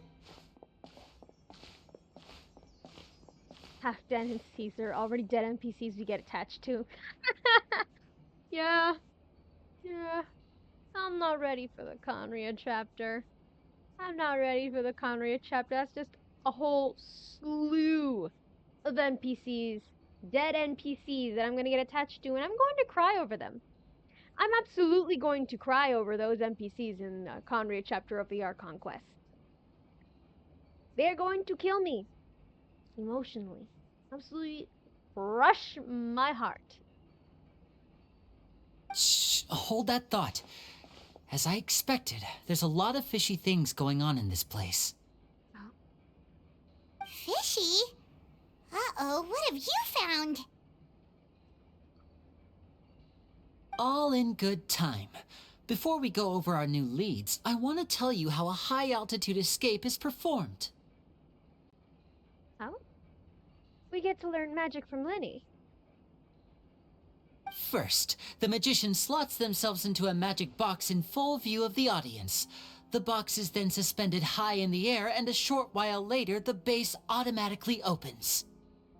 At this point, a dummy will fall out of the box, but it looks real enough to grab the audience's attention, and they start wailing and screaming. Meanwhile, the real magician, who has by now blended into the crowd, waits for a good moment to make their appearance and put on a hysterical performance. Oh no! Is that me? Did I just fall to my death? Very vivid description. Paimon can really picture it. And then what? The audience's gaze then turns to the magician, and by the time they realize what's happened, the dummy has vanished, as if everything that just happened was some sort of shared illusion. Of course, that's just how I think the process should work, theoretically speaking. Theoretically speaking? Well, what do you mean? The inventor of this trick never performed it successfully. When the box opened, Caesar was the one who fell out, and not the dummy. He fell right to the ground from the highest point of the opera house. No one could hope to survive that fall, not without a vision at least. Oh my god, he got flying Graysoned. Sorry, I should probably add a brief explanation on that. So, Batman's first sidekick, Dick Grayson, Robin, he was a circus performer, and his parents were, acrobats. Well, the three of them were known as like flying Graysons. They were acrobats, and during the performance, his parents' trapezes were sabotaged, and I believe, remember correctly, their trapezes were sabotaged, and they fell to their deaths right before the boys' very eyes. Him. He, Robin. And no one else has ever attempted this trick since. My understanding of how it works is just based on what I could gather from his notes and the relevant gadgets here in his workshop. Okay. So Caesar's famous high-altitude escape has never been done, huh? Lenny, that's not giving you ideas for your magic show now, is it? Paimon was about to say how cool it would have been to see it in person, but if it's that dangerous, it's probably for the best that no one else tries to do it. Wait a second. So if a dummy's supposed to drop out of the box, then where does the real magician go? How does he get out? Glad you asked. That brings us to the secret of said box. This box right here is the one that Caesar constructed himself to use in the performance, and it's not as simple as it looks. Inside, there's a device that only the magician himself would know about. Yes, that's the device he was talking about earlier. Once the magician's inside and the box is lifted up into the air, the audience's view of the box is fixed at a certain angle. From where they're standing, they have a clear view of the front, sides, and bottom, but the back and the top are now no longer visible. So kind of like Lynette's little aqua tank trick, right? At this point, the magician presses a button inside the box, opening a secret door out of view. No, then it'd be different. Yeah, because the water would spill out if it was the same concept. He then escapes through this trapdoor onto the opera house roof, waits for the dummy to fall and distract the audience, and quietly returns to ground level. That's way simpler than Paimon imagined. Even Paimon could probably do it. Yeah, well, you can actually fly. Well, there's a little more to it than that, of course. The hardest part of this trick is controlling the audience's mood and reactions. That takes an exceptional degree of showmanship. There's the falling dummy, the miraculous reappearance, the pompous performing. Maybe the magician would even have themselves tied up before it begins to strengthen the impression that there's no escape. Many days and nights of careful research and painstaking practice would have gone into this, all culminating in a performance just a few minutes long, but one that still manages to transform the shock and grief of a tragic accident to the joy and laughter of a mesmerizing magic trick. Caesar was a highly accomplished magician, but unfortunately, even he didn't manage to pull it off.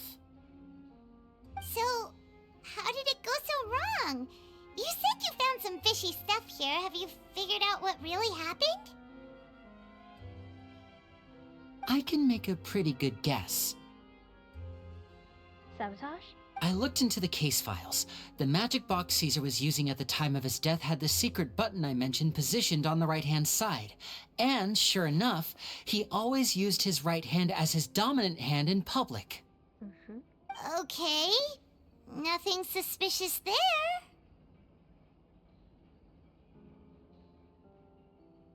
But here's the strange thing. Most of the devices in this workshop have the mechanism on the left-hand side, including this box right here, which leads me to believe that Caesar was in fact left-handed. So either he was ambidextrous or this was part of the trick, but...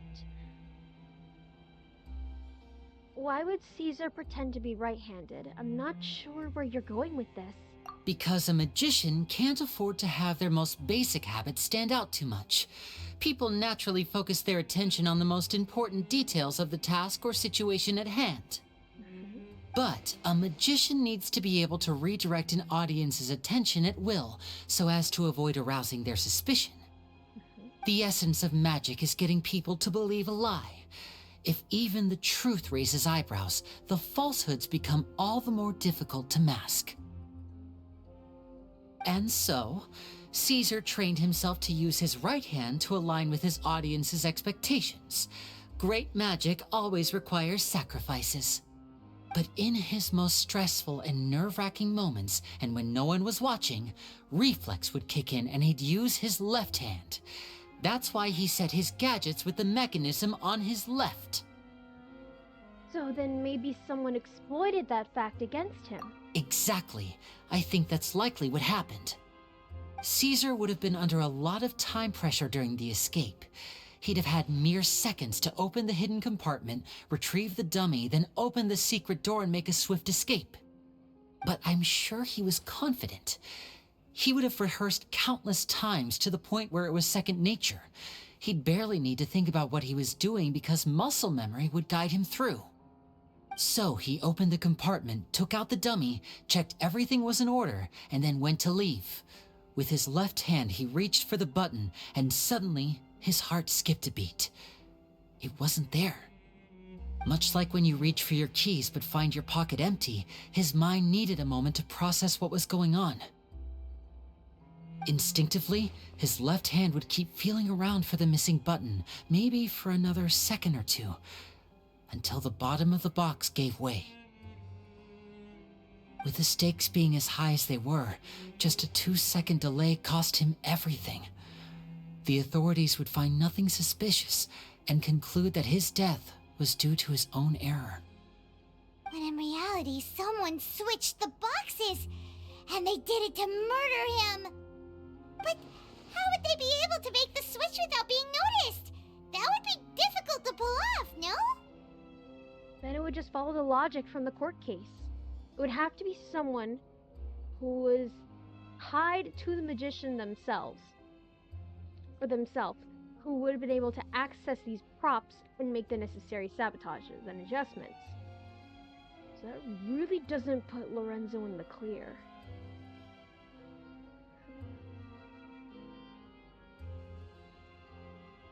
It would have to have been someone who knew that he was left-handed, and who could move his props around without arousing suspicion. Someone who was always by his side. Isn't that right, Lorenzo? You just couldn't let sleeping dogs lie, could you? There's not a lot of people who'd go to all this trouble for some magician who died 10 years ago. But I gave you your chance.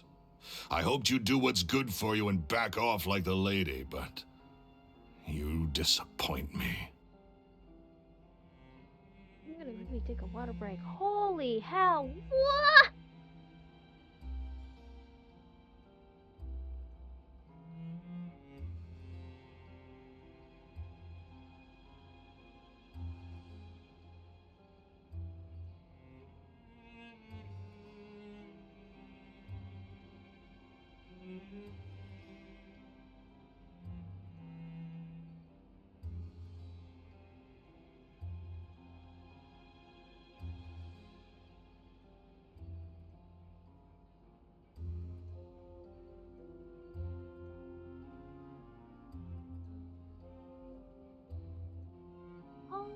Holy hell. Holy hell. Okay. So Lorenzo really was the culprit all along. Okay. You mean Gemma? So you are the one who's been threatening her! Yes, although however stubborn she might be, she was never much of a liability. But you people, you never even knew him, but for some reason you just wouldn't drop it. Which is why you can't leave this place alive. Take them out, and make it quick. Good luck with that. Do your worst!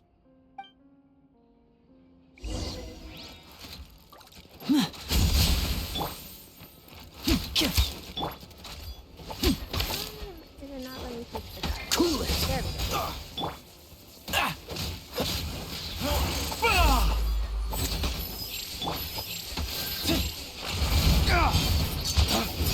Let's set fire to Lorenzo. Purge! So I feel like doing that. This way! Dodge this! The doctor will see you. Don't get frostbite. Step right up.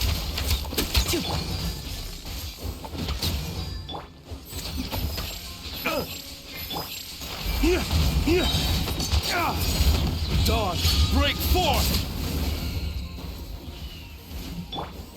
Now disappear! What is that? A round of applause!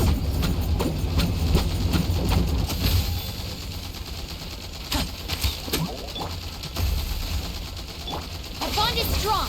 Out of my way! Oh, I remember this one. It's that weird digger. The digging machine. Counters while trying to like figure out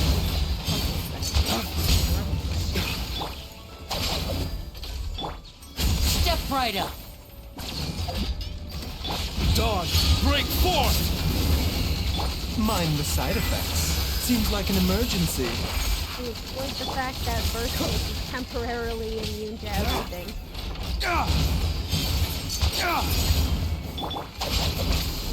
A bitter pill to swallow. And voila! Freeze!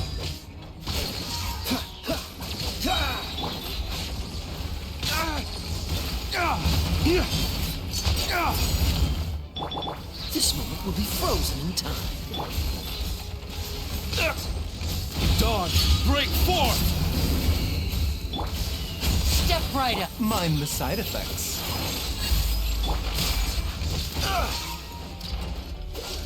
Kaya, come on.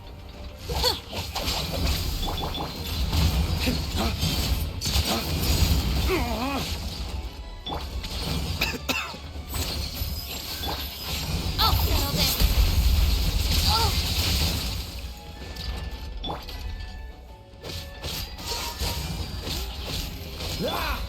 Whittle down its health a little bit before the big Remember, health comes first.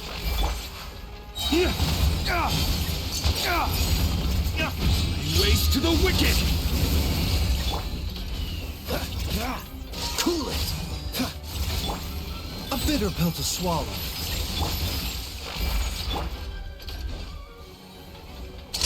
Here comes the finale.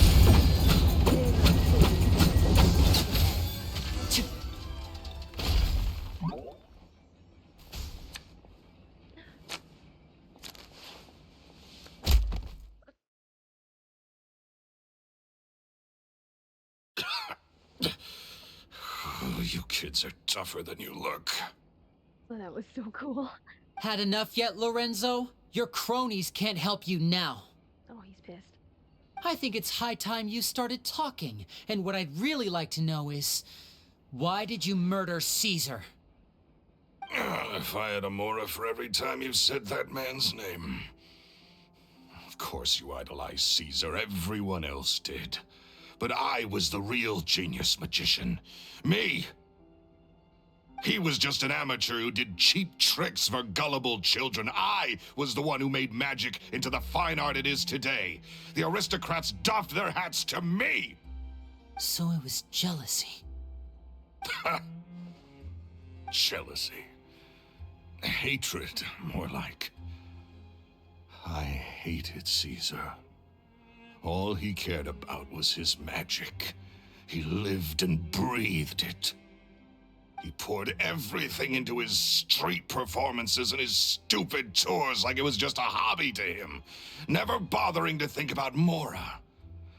What sort of fool devotes their life to the art of deception and never has a Mora to show for it? But the people loved him, didn't they? Oh, how they looked up to him. No one gave me a second look. All I ever heard was, "Oh, your master's amazing, isn't he?" Amazing? Yeah, so amazing that he was completely broke. Every other apprentice was living it up at their master's expense, but no, not me. I put in all the work, mastered all the skills, and it brought me nothing more than the life I already had. So you killed him? Why didn't you just leave? He forbade me from using magic to trick people out of their Mora. There was nothing he hated more than that.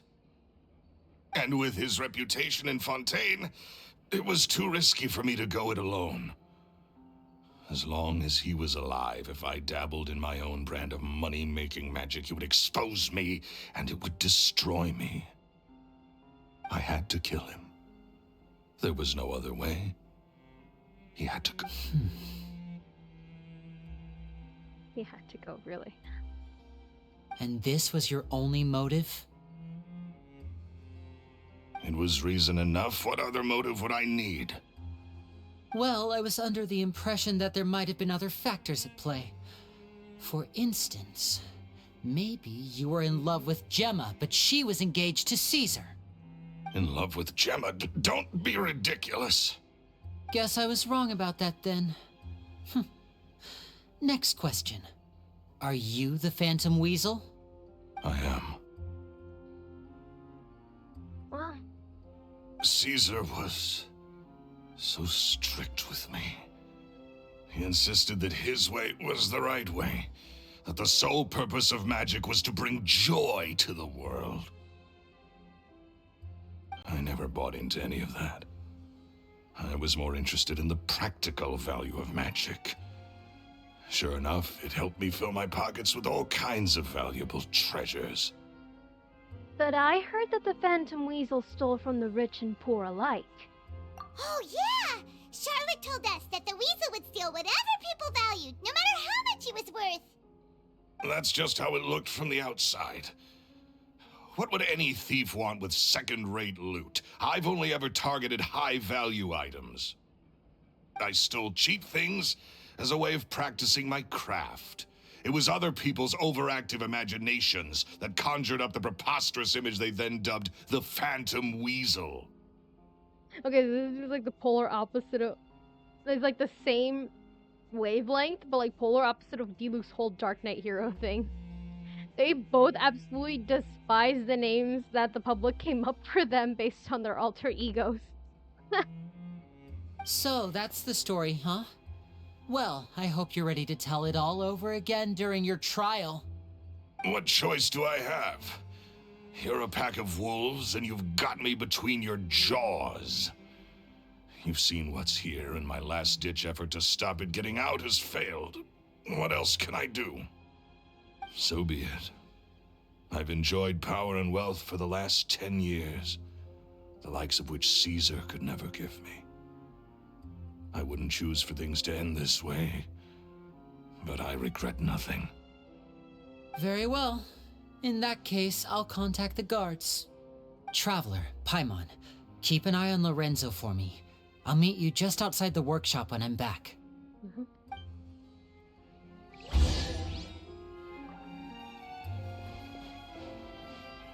At least I can finally stop looking over my shoulder now.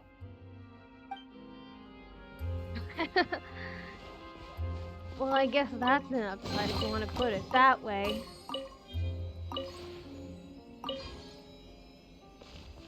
Teachings of order. Let us leave.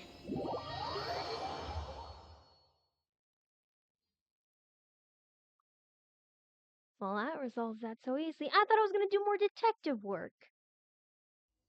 Now I really gotta look forward to Tears of Themis.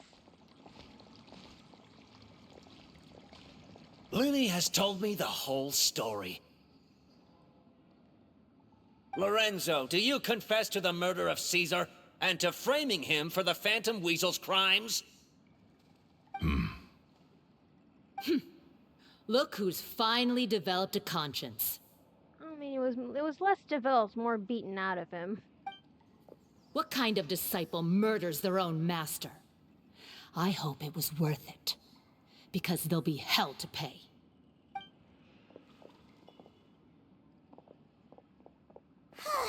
Looks like it's all over. What should we do next, Lenny? Should we start preparing for your show? Let me think. Let's rendezvous with Lynette and Gemma first. With Lorenzo in custody, Gemma will no longer have to fear for her safety. Good point. We should go tell Gemma the good news right away. It'll give her some peace of mind for sure.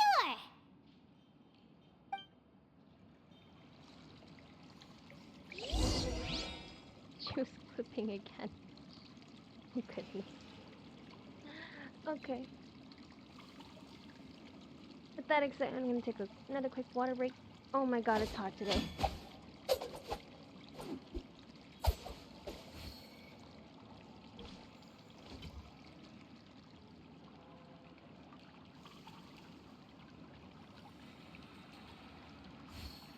My god, I think it's like, what time well, how hot is it right now?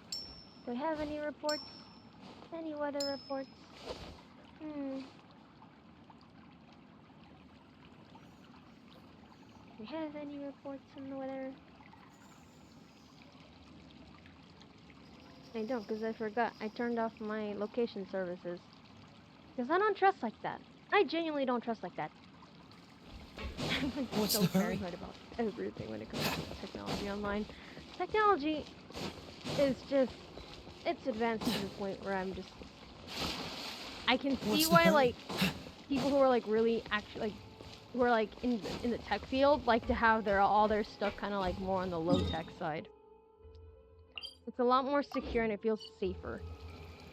I'm still the kind of person who like puts like a little bit of tape over their webcam. I can't stand it. I can't stand it. It makes me paranoid. Why it's like why I can't understand people who have like Alexas and all that stuff. That kind of stuff terrifies me, quite honestly. It terrifies me immensely. I think like to counteract an Alexa though, you just need like an aluminum foil cage. Ah, you're back. Hi. You were so quick. I've only just finished my third dessert. Third? Your third? Lynette, come on, we've talked about this. Everything in moderation. You're not gonna have any room left for dinner now. I feel him. I feel him. I've had this exact conversation with my younger siblings all the goddamn time. They will eat their fill of sweets as often as I try to tell them, hey, you know, like, wait until like dinner's served, wait until lunch is ready. No, these little shits will like eat their fill of sweets, and then when it comes time for like actually eating the food we prepare, they're just like, I'm full. I'm sorry. Like, we warned you about this. Come on! It's fine. I'll shift to exercise mode and jog off the excess sugar. That's besides the point. Well, it's done now, but try to eat a more balanced diet in the future. Point taken. Point was clearly not taken. Did everything go okay? Of course! Lorenzo was no match for us. The guards are taking him into custody as we speak. Gosh, that's amazing. I'm sorry, I still didn't know if I could trust you, but now it seems I can. I absolutely do not blame you for that. I don't blame you for that, especially after everything you've gone through. I had my suspicions about Lorenzo, but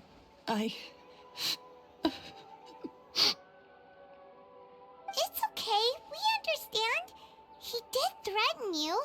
Paimon would find it hard to trust strangers in your position too. But you don't need to be scared anymore. Everything's gonna be okay.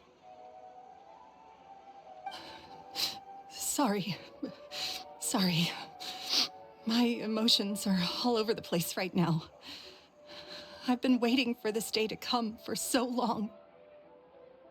I always wanted to report Lorenzo. He took all of Caesar's property, which I found suspicious, but I had people watching me all the time, so I couldn't risk looking into it. I was so afraid. I was scared he'd do something terrible to me, and then no one would be left to visit Caesar's grave. So I never had the courage to speak out. Thank you all. Truly. Thank you so much. We had to bear this for 10 years. Holy hell. I'm so glad we can do this for her. She got the justice that they both deserved. A mini suggestion, everyone goes to the cemetery to announce Lorenzo's arrest and hold a memorial for Caesar. Thank you all for clearing Caesar's name. I never would have guessed that Lorenzo was the real Phantom Weasel. He never showed any signs that there were problems between him and Caesar in public. From the outside, it looked like they got along great. And to think that lowlife's been living life to the fullest all this time, while Caesar's name was getting dragged through the mud. It's a travesty. At least his soul can finally rest in peace now, thanks to your efforts.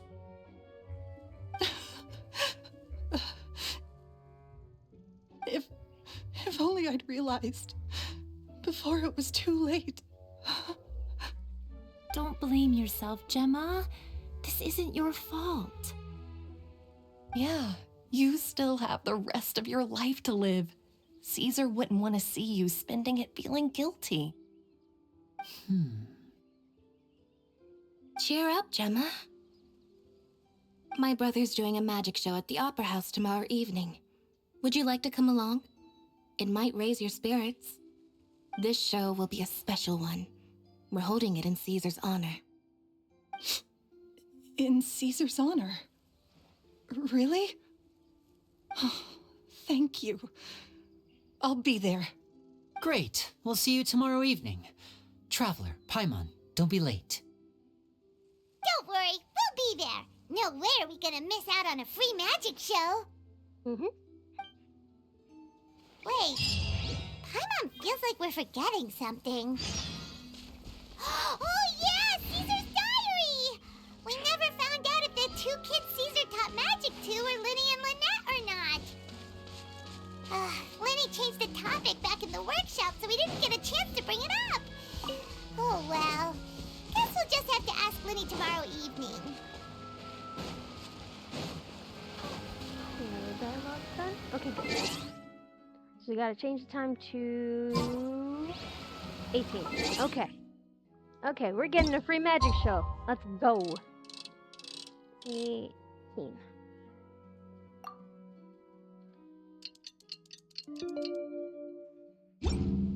This is gonna be good. This is gonna be good.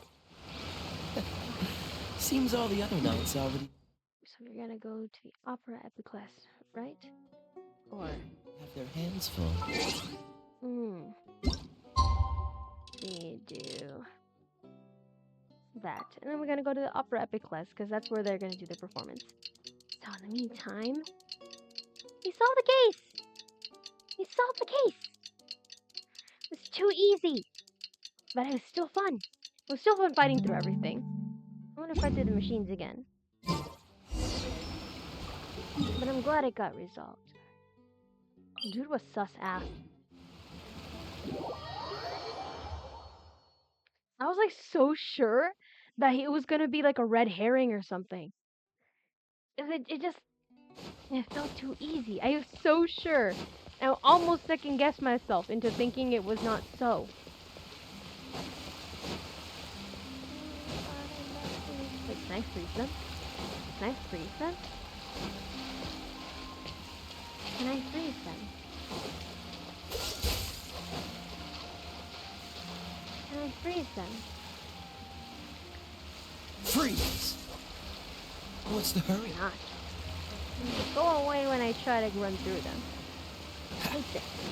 What if I want to run through the sprinklers, Hoyo?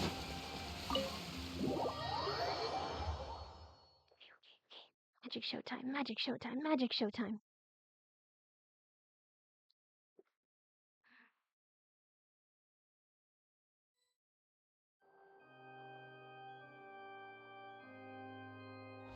Hopefully the lag doesn't get to this. I am so sorry if it does. I'm also so sorry if like chat has been going and haven't been responding. My screen is not giving me any updates of anything.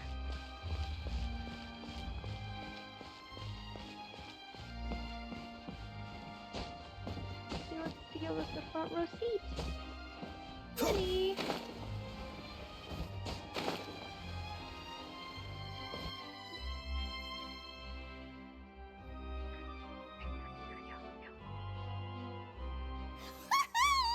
Paimon's excited to see another of Linny's magic shows! Wait. Lynette, shouldn't you be on stage by now?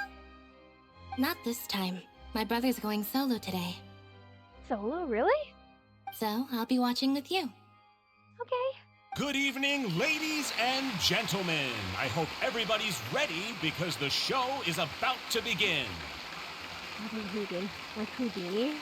The great magician Linny has prepared a spectacular show for us all tonight, concluding with an all-new grand finale that no audience has ever seen before. Wow! A new trick! Thank you all so much for coming. Now, prepare to join me on a journey through the mystical and miraculous. Oh, we don't get to see his magic. Exciting stuff, isn't it? Yes, it's just... It reminds me of him. No wonder. Caesar was a famous magician too. So, how did you two first meet, Gemma? Well, I was out on the street once, and I saw him performing for little children. Children love magic, because they're willing to believe in things that can't be rationally explained. Caesar had this amazing way of bringing them into a dreamlike world. And somehow, I felt drawn to him too. So I went up and asked him to do a trick for me. Aw, that sounds so romantic. What trick did he do? It was with a flower. He took it in his hand, snapped his fingers, and it magically appeared on my head. I was so happy that day. No one had ever given me a flower before that. Oh, that's so cute! Actually, now that you mention it, Linny's done that one before. Is that right? Then I suppose he's a romantic at heart, just like Caesar. So let's treasure the time we have with him. After all, you never know when the people dearest to you might be gone. That's a lot to unpack there. Wait. Not unpacking it. I'm here to enjoy a magic show. I'm not gonna unpack all that. No. Well, for all it's worth, the killer's been caught. That's right. It's all over now. Paimon doesn't really know how to comfort you, but at the very least, no one's gonna be intimidating you from now on. You can breathe easy at last, right? I feel you, Paimon. I don't... What happened? Hold up. What happened? My game has ascended. Oh god, it's ran through everything all over again. No, but yeah, I feel Paimon. I don't know how to comfort people either. I don't know what to say. I don't know what to do. To renew through the dialogues. To renew through all this. Paimon's excited to see another of Linny's magic Not this time, so I'll be watching with you. Good evening, ladies. The great magician Linny has prepared... Thank you all. Yeah, I generally don't know how to comfort people. I tend to look it up online on how to. Yes, it's just... I just look for it on WikiHow. Children love and some... It was... Oh, that's... Is that right? After all, you... That's right. Right. Yes, you can breathe easy now, Phantom Weasel. What? See? Even when that says... Wait, what? Oh, wait. The Phantom Weasel? Lorenzo escaped? Where is he? What do you mean, Phantom Weasel? As Linny once said, a performer's job is to commit fully to their role and put on a flawless performance for their audience. But once the bag of tricks is empty and the curtain falls, it's time to end the show. What? The spotlight is no place for someone with no more cards up their sleeve. It's been 10 years, Gemma. Aren't you tired of the grieving widow act? I think it's time to put an end to it. What are you talking about?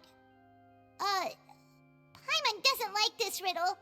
Traveler, Paimon doesn't like where this is going. Come on, say something! Ladies and gentlemen, I hope you're all enjoying the performance so far. There will now be a brief intermission, after which Linny will perform the most electrifying act of tonight's show, the one we've all been waiting for. The final performance will take place outside of the Opera House, so please make your way outside in a calm and orderly fashion.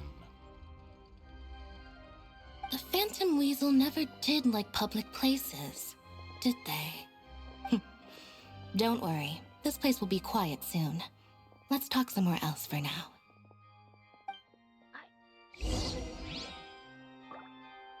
Wait. Is Lynette talking about Gemma being the Phantom Weasel and the copycat?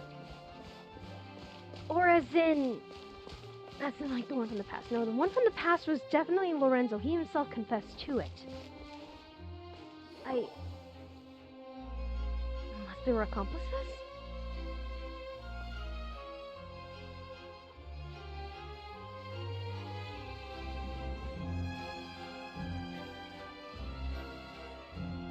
Dear me, this is awkward, isn't it? And unfortunately, I'm all out of gadgets, so I'm afraid I can't do any tricks to liven up the mood. This is a big mistake for a magician to make, but thankfully, I do have a backup plan. Now, who wants to hear a story? Linny? Don't we have more important things to address right now?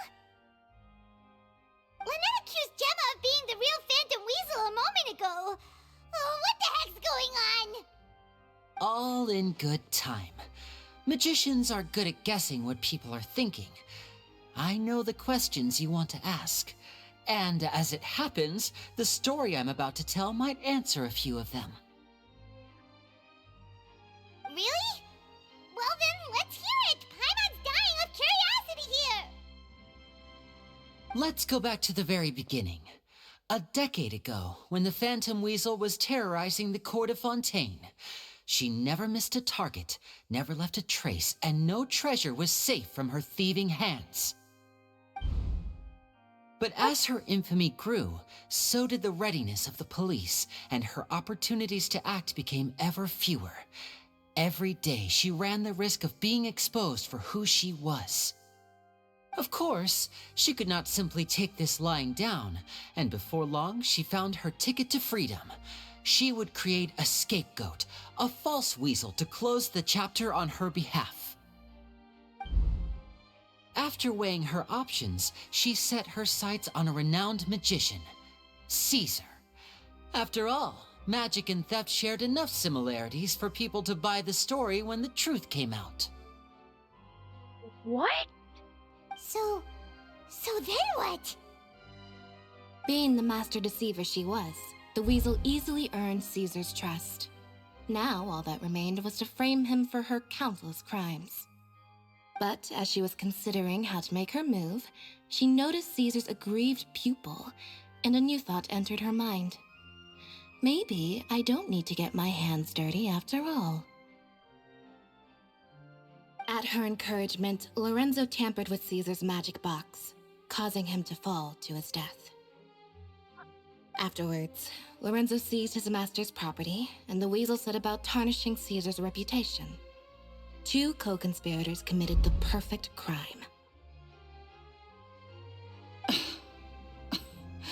I've got to hand it to you. You're both exceptional storytellers. It's enough to make even me wonder whether there was really another mastermind behind all this, pulling the strings. But I just have one question. You seem to think that I am the villain in this tale. What's brought this on, Linny? Is it something that Lorenzo said? Don't worry, Lorenzo said nothing at all. But I never believed that he was the weasel, and in fact, my investigation only made me more certain of that. He was too forthcoming with his confession, as if there was something else he was trying to hide. So I second-guessed my second-guessing? Really?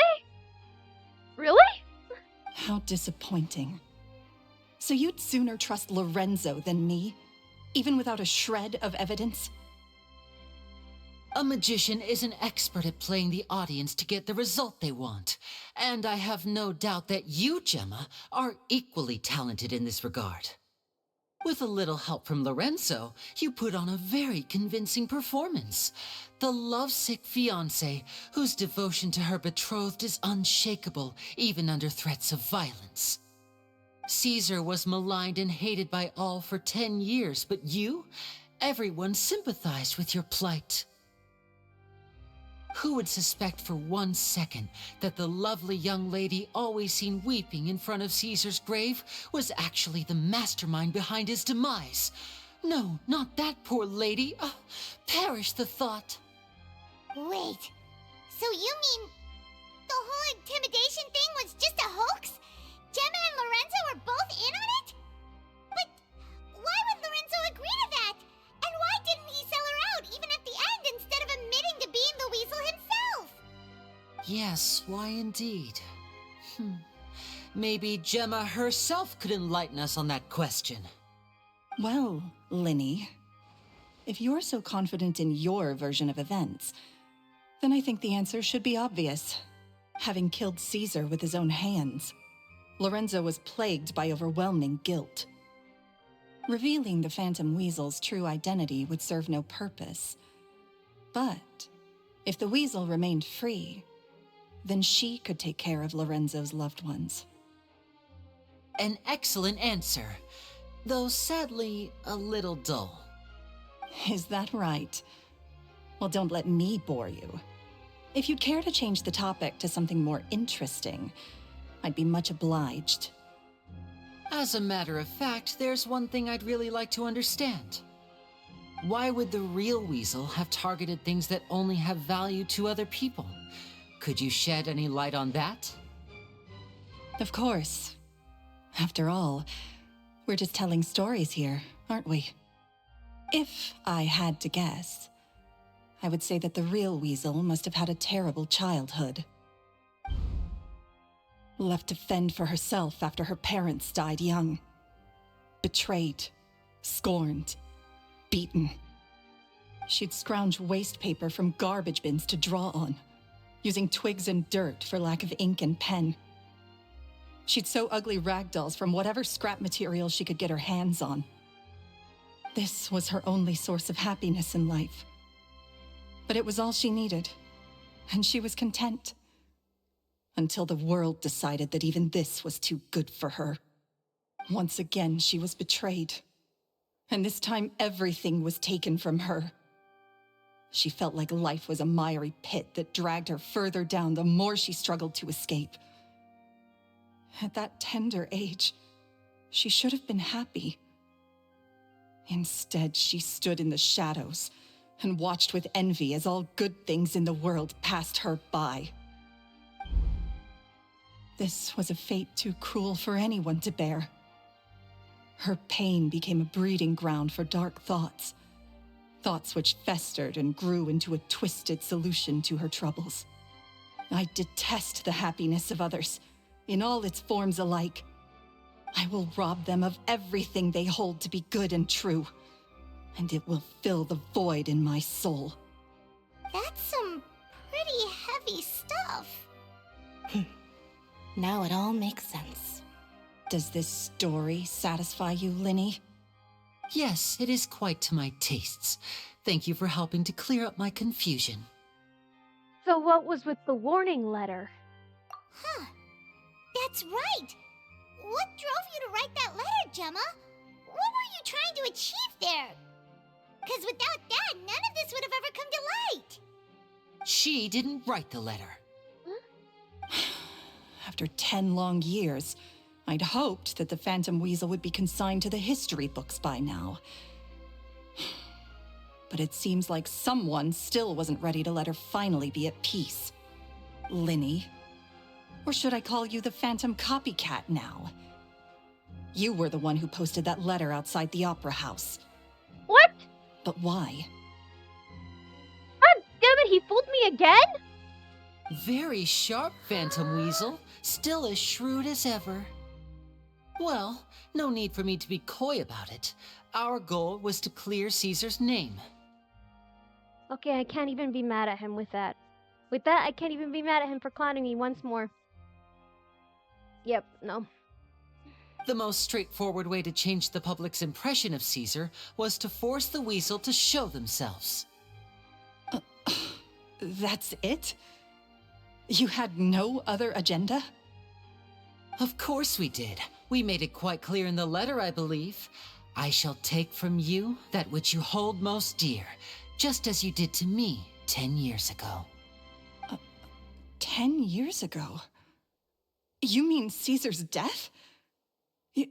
You met him? Wait. Oh, I get it. You were those two obnoxious kids. It's been so long, and you're all grown up now. I didn't recognize you. There we have it. Confirmation. He taught you magic back then, didn't he? For what, 10 days or something? And you went to all this trouble. Why? Because you feel like you still owe him something? We remember all our debts, however great or small. 10 years ago, Caesar's reputation was torn to shreds, and his legacy was thrown out. 10 years on, and no one cares what the truth is anymore. But we did not forget, and so we came to find you. And? What exactly did you take from me? I'm still standing, as you can see. Lorenzo has admitted to everything. I'm free. Free? Do you really think so? Caesar once told me that even though the world is filled with lies and falsehoods, we must find our own truth. I think that applies to you too. Truth can take many forms. Prized possessions with nostalgic value, fervent hopes and dreams, and irreplaceable people. Life took many things from you, and those wounds never healed. When they ached unbearably in the dead of night, stealing became your way of numbing the pain. What are you trying to say? I'm saying that for the last 10 years, you've been living a rather uneventful life. Perhaps that's because you found something other than a life of crime to fill the hole? Back to Lorenzo for a second. He murdered his own master, played along with your act, and took pains to make sure any suspicion would be directed towards him. But what did he have to gain from all that? He knew who you were and the things you'd done, and despite that, he was willing to give everything up for your sake. He's the reason that you haven't felt the compulsion to steal in all these years. You're more than just accomplices in murder. You're the only real friends each other has. So I think you know, deep down, that he is the only truth you have in your life. But that truth is gone now, and I guarantee you, you'll never see it again.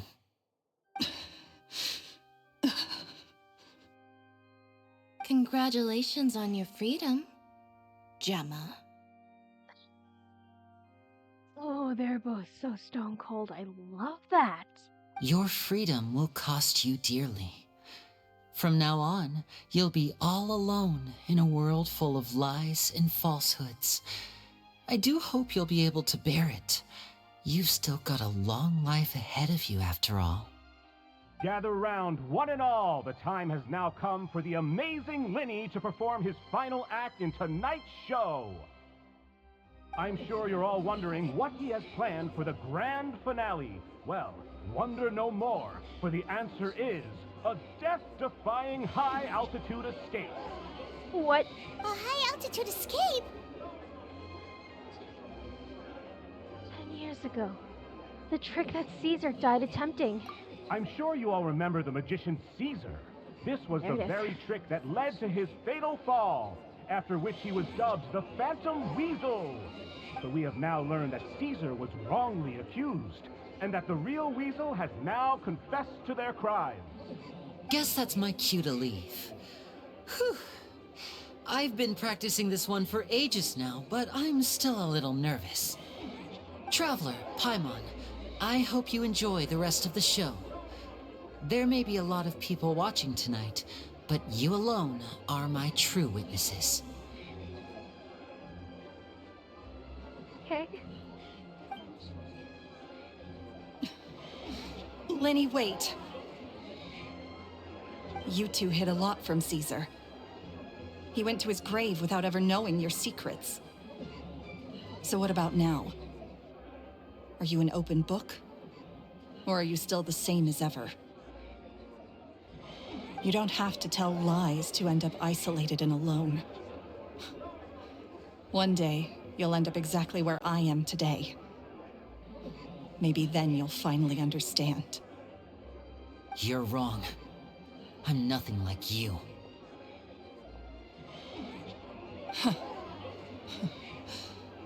So, what are we, doing now? Going to get a good placement so we can get a good view of the show? Like Lenny said, when you're ready, let's head outside and watch the show. But what about Gemma? I mean, we can just let her stew and suffer in her defeat and the loss of her only friend. I think we're done here. She'll figure out what's best for her soon enough. Oh, and if you'd like to see Lenny after the show, you know where he'll be. The usual haunt. All right. Well, let's go and watch Lenny's finale then. This trick's a pretty dangerous one, but he should be able to pull it off, right?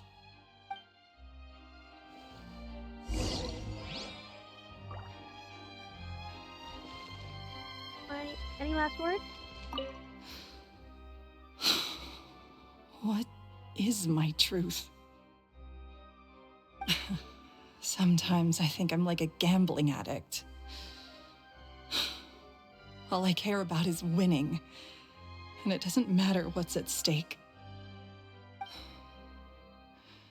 By the time I come to my senses, I'm left with nothing. Oh, if I had my time again.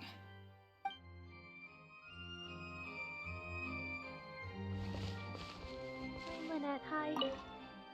Magicians are not like thieves. Thieves only tear things apart. But good-hearted magicians, they put things back together.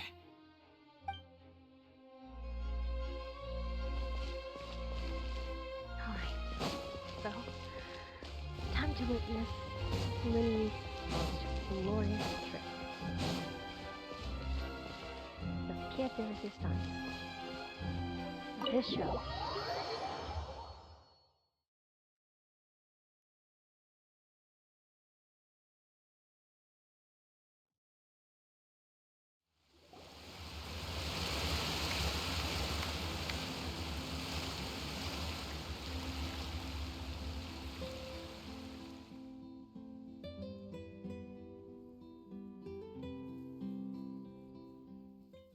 Okay, so Lynette's helping. Magic should be mysterious, surprising, and defy logic.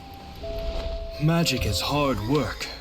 Every single movement has to be practiced thousands of times. It's alright. We're used to that.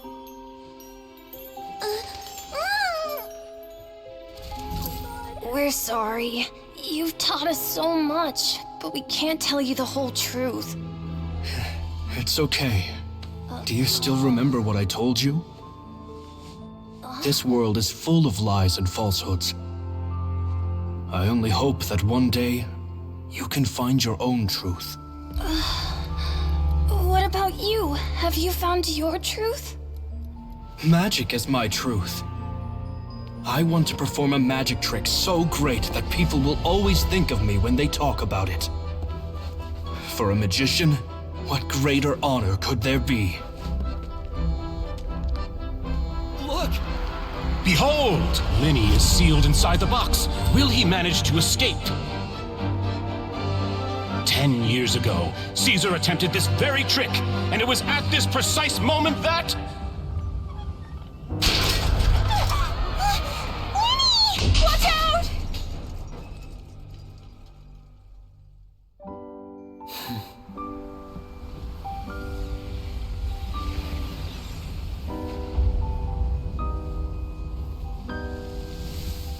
Mysterious. Surprising. And logic-defying. Isn't that right? This honor belongs to you, Caesar.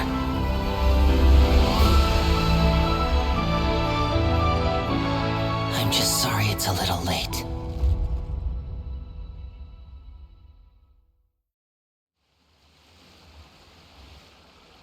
Did you see that? 1 minute he was falling, and the next, he turned into flowers. How could he possibly have done that? How mysterious. I didn't blink once. He just vanished, right in front of my eyes. What a heart-stopping magic show! This was really worth the trip. Caesar's name has finally been cleared, and Fontaine's new star magician Linny has fulfilled a wish on his behalf. Oh, I couldn't ask for a better grand finale. It will make a great headline for the Steambird tomorrow, even if I do say so myself. Whew. Looks like everyone really loved Linny's grand finale. Even though they don't know the full story. Paimon doesn't see Linny anywhere. Where'd he go? Oh, Lynette said he'd be waiting for us at the usual hunt. But, where is that? The cemetery? Oh, you mean the one where Caesar's buried? Yeah, that's probably it. This whole magic show kinda seemed like Linny's way of saying goodbye to Caesar. So it makes sense that that's where he'd be afterward. Alright, let's go look for him there.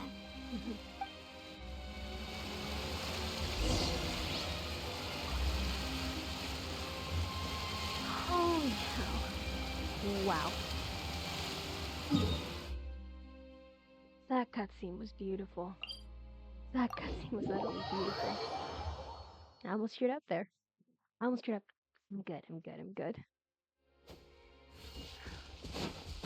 Oh, back at it again with What's the hurry? beautiful character story. Oh my goodness. Before we see Linny again, I'm going to take a quick water break. Please hydrate.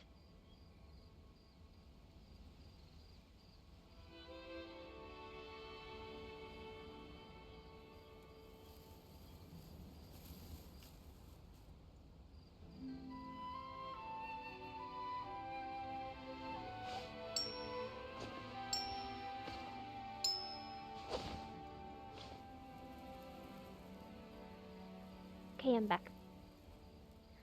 Let's get this show on the road, shall we? Linny!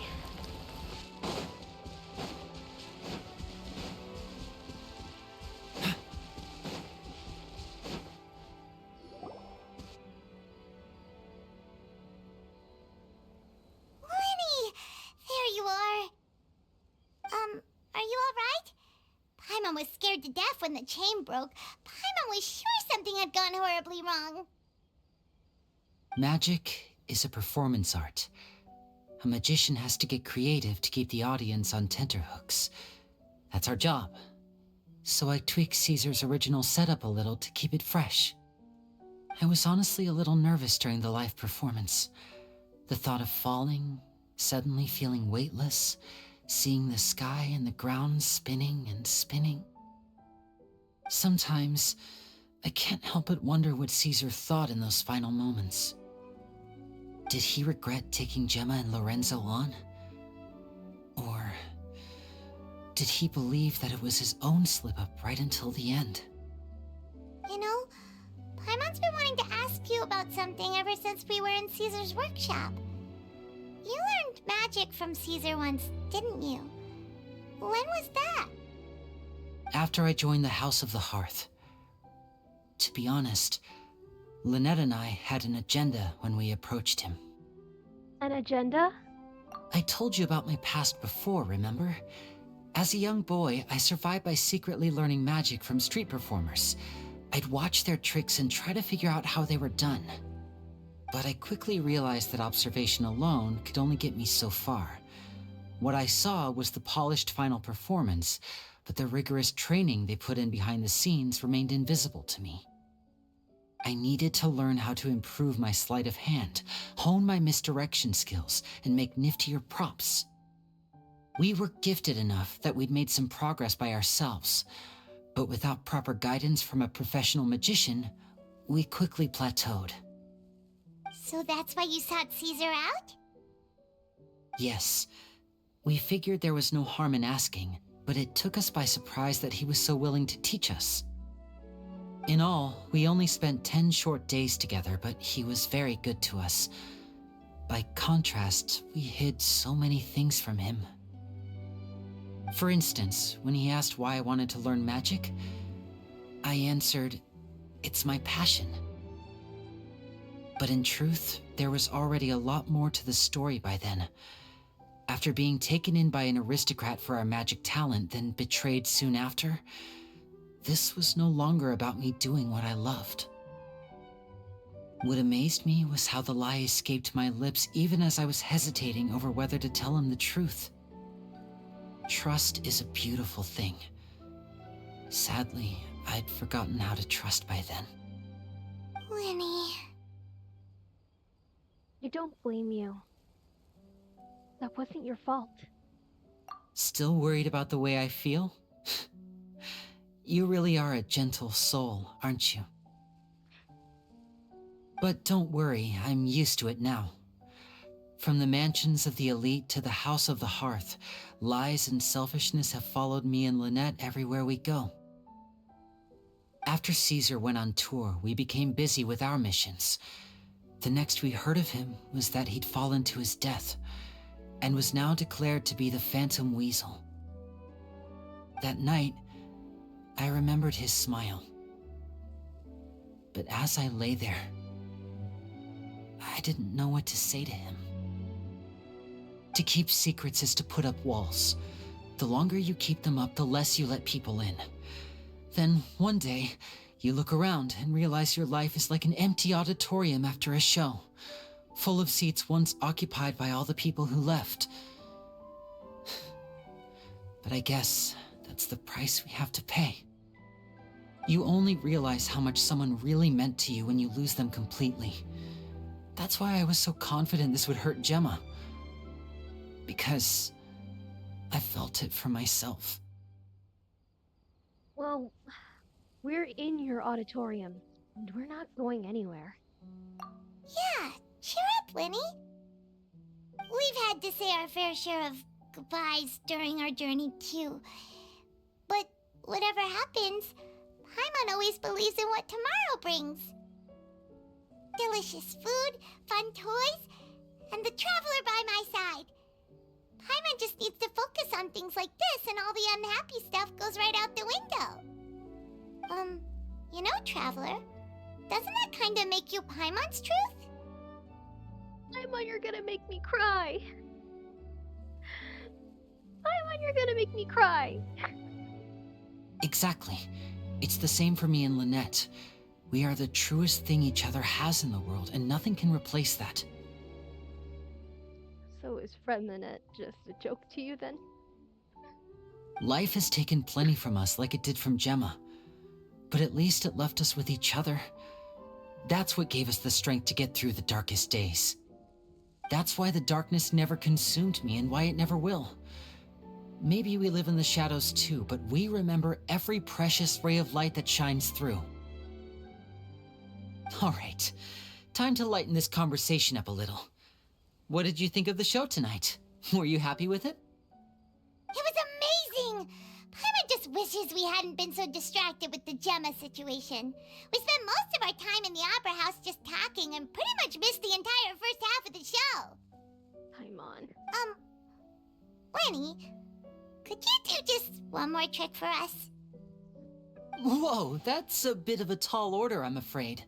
The show's just finished, so my sleeves are decidedly card-free right now. Oh, that's fine. That's okay. Aw, come on! Surely you can think of something. The Winnie Paimon knows can do anything if he puts his mind to it. Oh, all right then. I'll give it a go, but only because it's you. Watch closely. I have a flower in my hand. You liar! There's nothing in your hand! We ain't going along Huh? My goodness, you're right. But I could have sworn I brought one here with me. Okay, try this. Count down with me. 3, 2, 1. 1. 3, 2, 1. Now, have another look around. Maybe the flowers appeared somewhere else. Really? Let's see. Wow, there it is! Oh, this is a different flower from the last time, right? This one's called, oh yeah, a rainbow rose. He called me a rainbow rose this time! What does it mean? What does it mean? What does it mean, though? Because the first one means parting, so what does the rainbow rose mean? But more importantly, Paimon has to know how the trick is done. Please, Linny, pretty please! Paimon, please! Well, if you want to learn magic, you'll have to start by addressing me as teacher. You smug little trickster, really? Ugh. Fine. Please, teacher, please!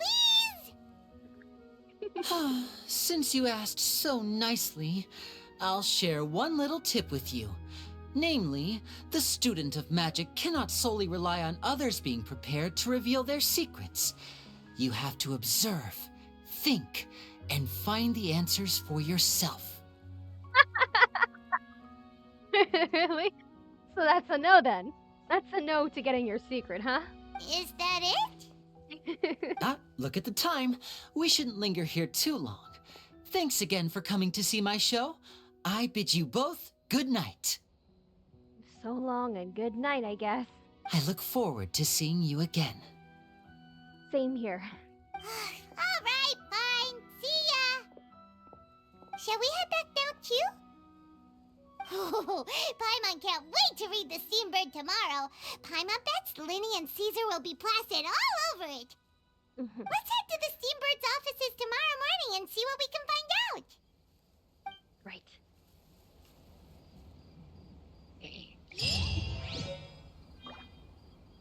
That's a delightful encounter.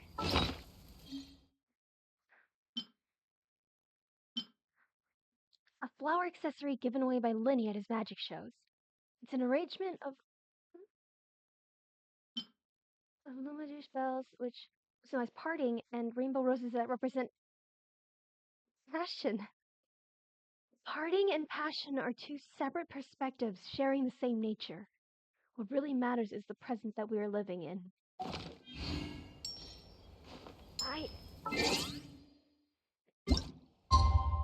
Passion? Huh? It's...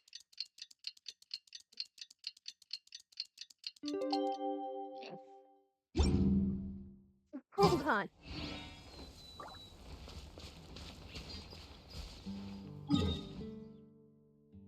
Wait, what happened? What happened? Can we not go to the Steambird?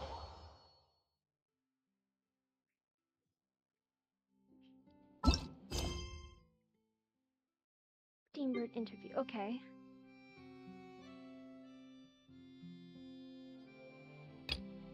Alright then. We'll start that world quest just to get out of the way. We need to know what Winnie... We need to know what's on the paper.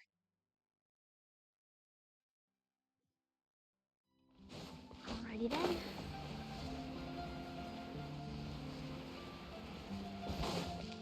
Euphrasie? Truly spectacular weather today, no? Yes, truly. Quite comfortable.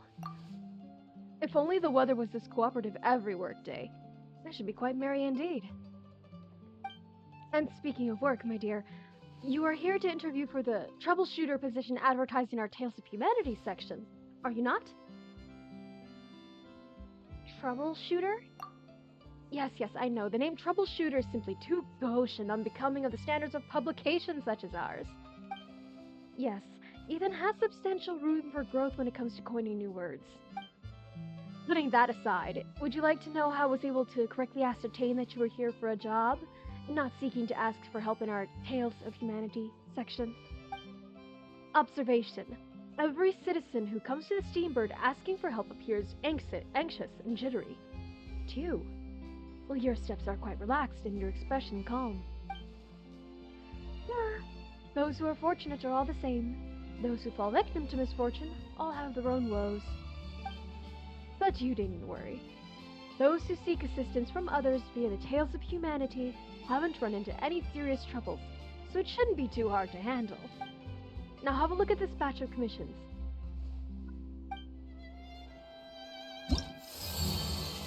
And this is the reputation stuff. Yo. Steak Tatare. Okay. Fontaine quest. Okay.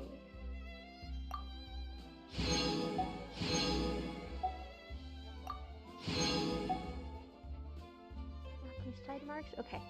See how that going on. We still have not finished any of the reputation stuff for Inazuma. All you need to do is find some time every week to read through the submissions of Tales of Humanity, pick out a few commissions and you'll like to handle, and you'll come find me to collect your payment. Some commissions are drop dead simple, you wouldn't believe it, but you shouldn't underestimate the value of your work.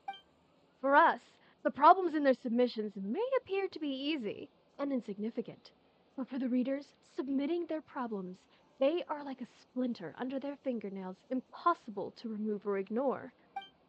If we can help them extract these splinters, then in addition to the monetary rewards, you will also receive the respect and gratitude of the people, and your reputation among the citizenry will increase over time.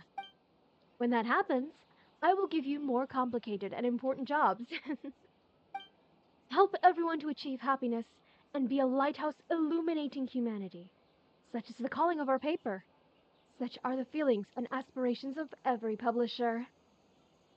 So, no need for an interview? Interview? Well, your interview was completed before you even arrived. Don't be so surprised. I have my ways. If I couldn't manage that, how could I manage a newspaper? All right, I've told you everything you need to know about this job. As for whether or not you want to take it, well, that's up to you now. Please think it over. Okay, cool. It's complete.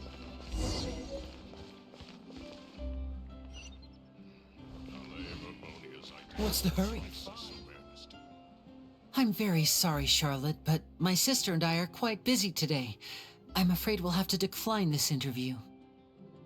Oh, please, Linny, I'll only take a moment of your time, if you would be so kind. Huh? What's happening here? I spent all night writing my piece about the Phantom Weasel, and it was going to go to print this morning. But just as dawn broke, I suddenly received news that Caesar's fiancée, Gemma, had contacted the guards and confessed to having been the real Phantom Weasel all along. What? That was quick.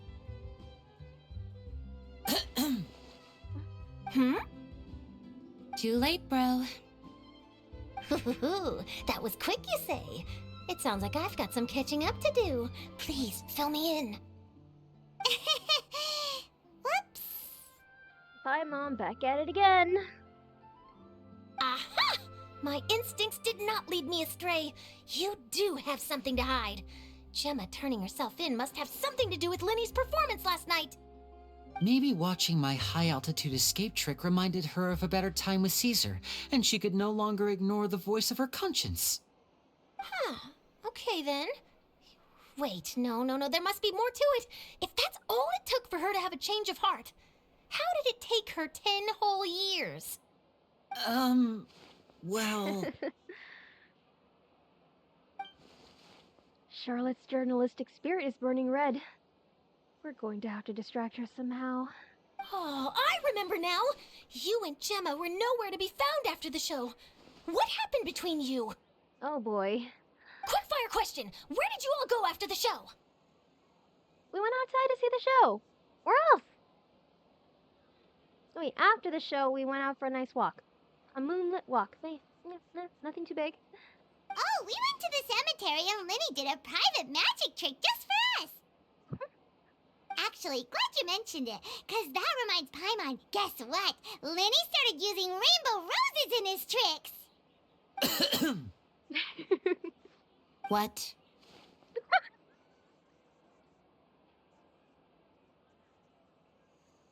Reaction? What? I don't recall ever having received a rainbow rose from you myself. Is this supposed to mean that they're more important to you than your own sister? No, I just,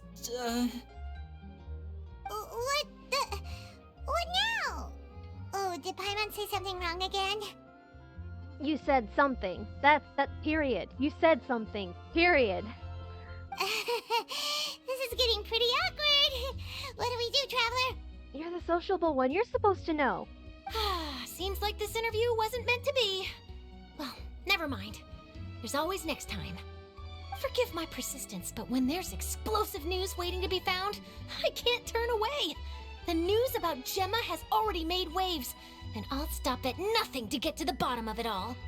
I'm sure you won't.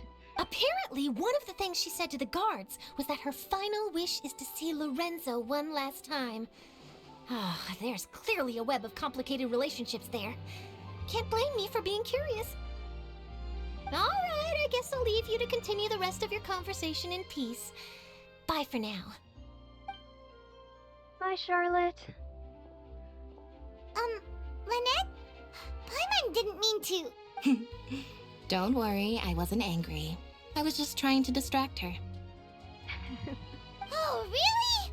Oh, thank goodness. You scared Paimon there. Phew. You and me both, Paimon. You and me both. At least it did the job, right? Please, take good care of that rainbow rose. I'd be really upset if you lost it.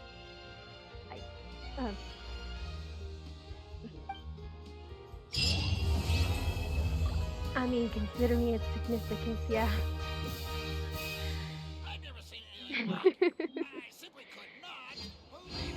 So Linny's another character that actually has confirmed feelings for the Traveler? Like Ayaka? That's sweet. That's so sweet. Oh my god.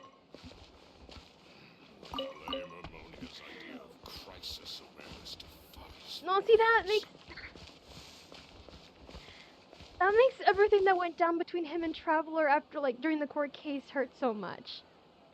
Like, he actually genuinely cared about them, and it, no. I love that trope. That's such a good trope. I didn't mean to keep it from you, but I had no other choice. It should be fine. Yeah, that's good. What does that make? So, Ayaka Come on, let's get canon moving. has feelings for the Traveler We're not based on, frozen like, in her place technique after and all. everything. Linny outright confirmed to have feelings for the Traveler based on his, like, gift that straight up in flower language is passion. Child wants us to see his family. He wants us really desperately to meet his family, according to, like, some of his dialogues. I mean, come on. Wedding bells. I can hear the wedding bells. No, that's me being self-indulgent. I'm not partial to any Genshin man, I swear. Don't worry. You're my number one. Until I pull child. You're my number one, don't worry. I'm sure it'll get resolved. Look at him, he's flawless. Anyways, I know Yenfei thinks the Traveler has feelings for her. I don't know if she, like, reciprocates or not, but I know Yenfei is under the impression that Traveler has feelings for her because they keep coincidentally meeting. And so she thinks that maybe that's, like, the Traveler making Seems all the excuses other to see knights her. already have their hands Which I think is full. kind of funny and kind of cute. Yeah.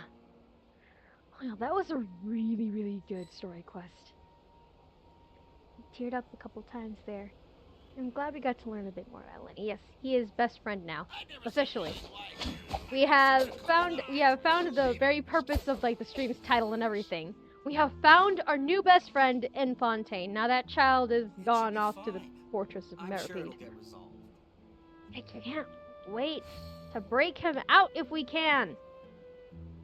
Perhaps when we get to do any stuff with Risley coming Come up on, soon. let's get moving. We're not Hopefully. frozen in place after all. Hopefully. I need to be able to clown that man and break my boy out of prison.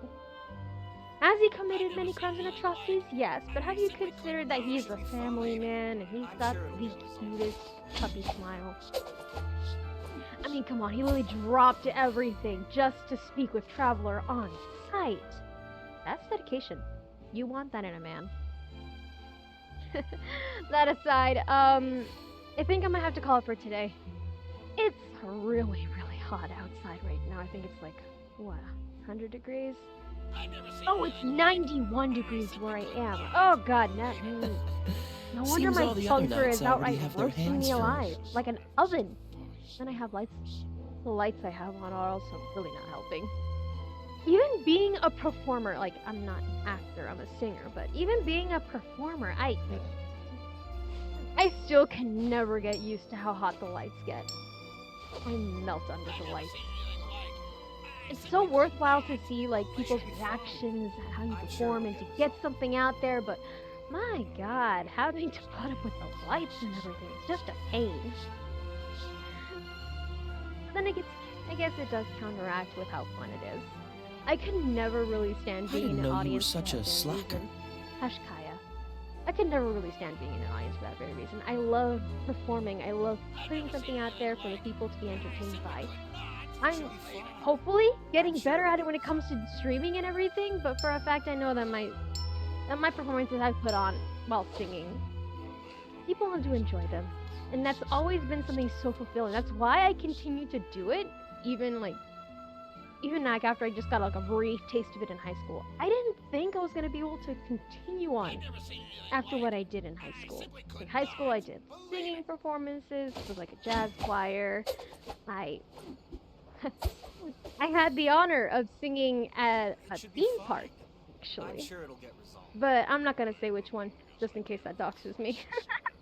Just know, I've had the honor of singing at a theme park before. I have performed at various concerts. I Come on, let's get still moving. We're still not perform frozen at in place concerts. after all. Even now. I guess mostly from a collegiate point of view.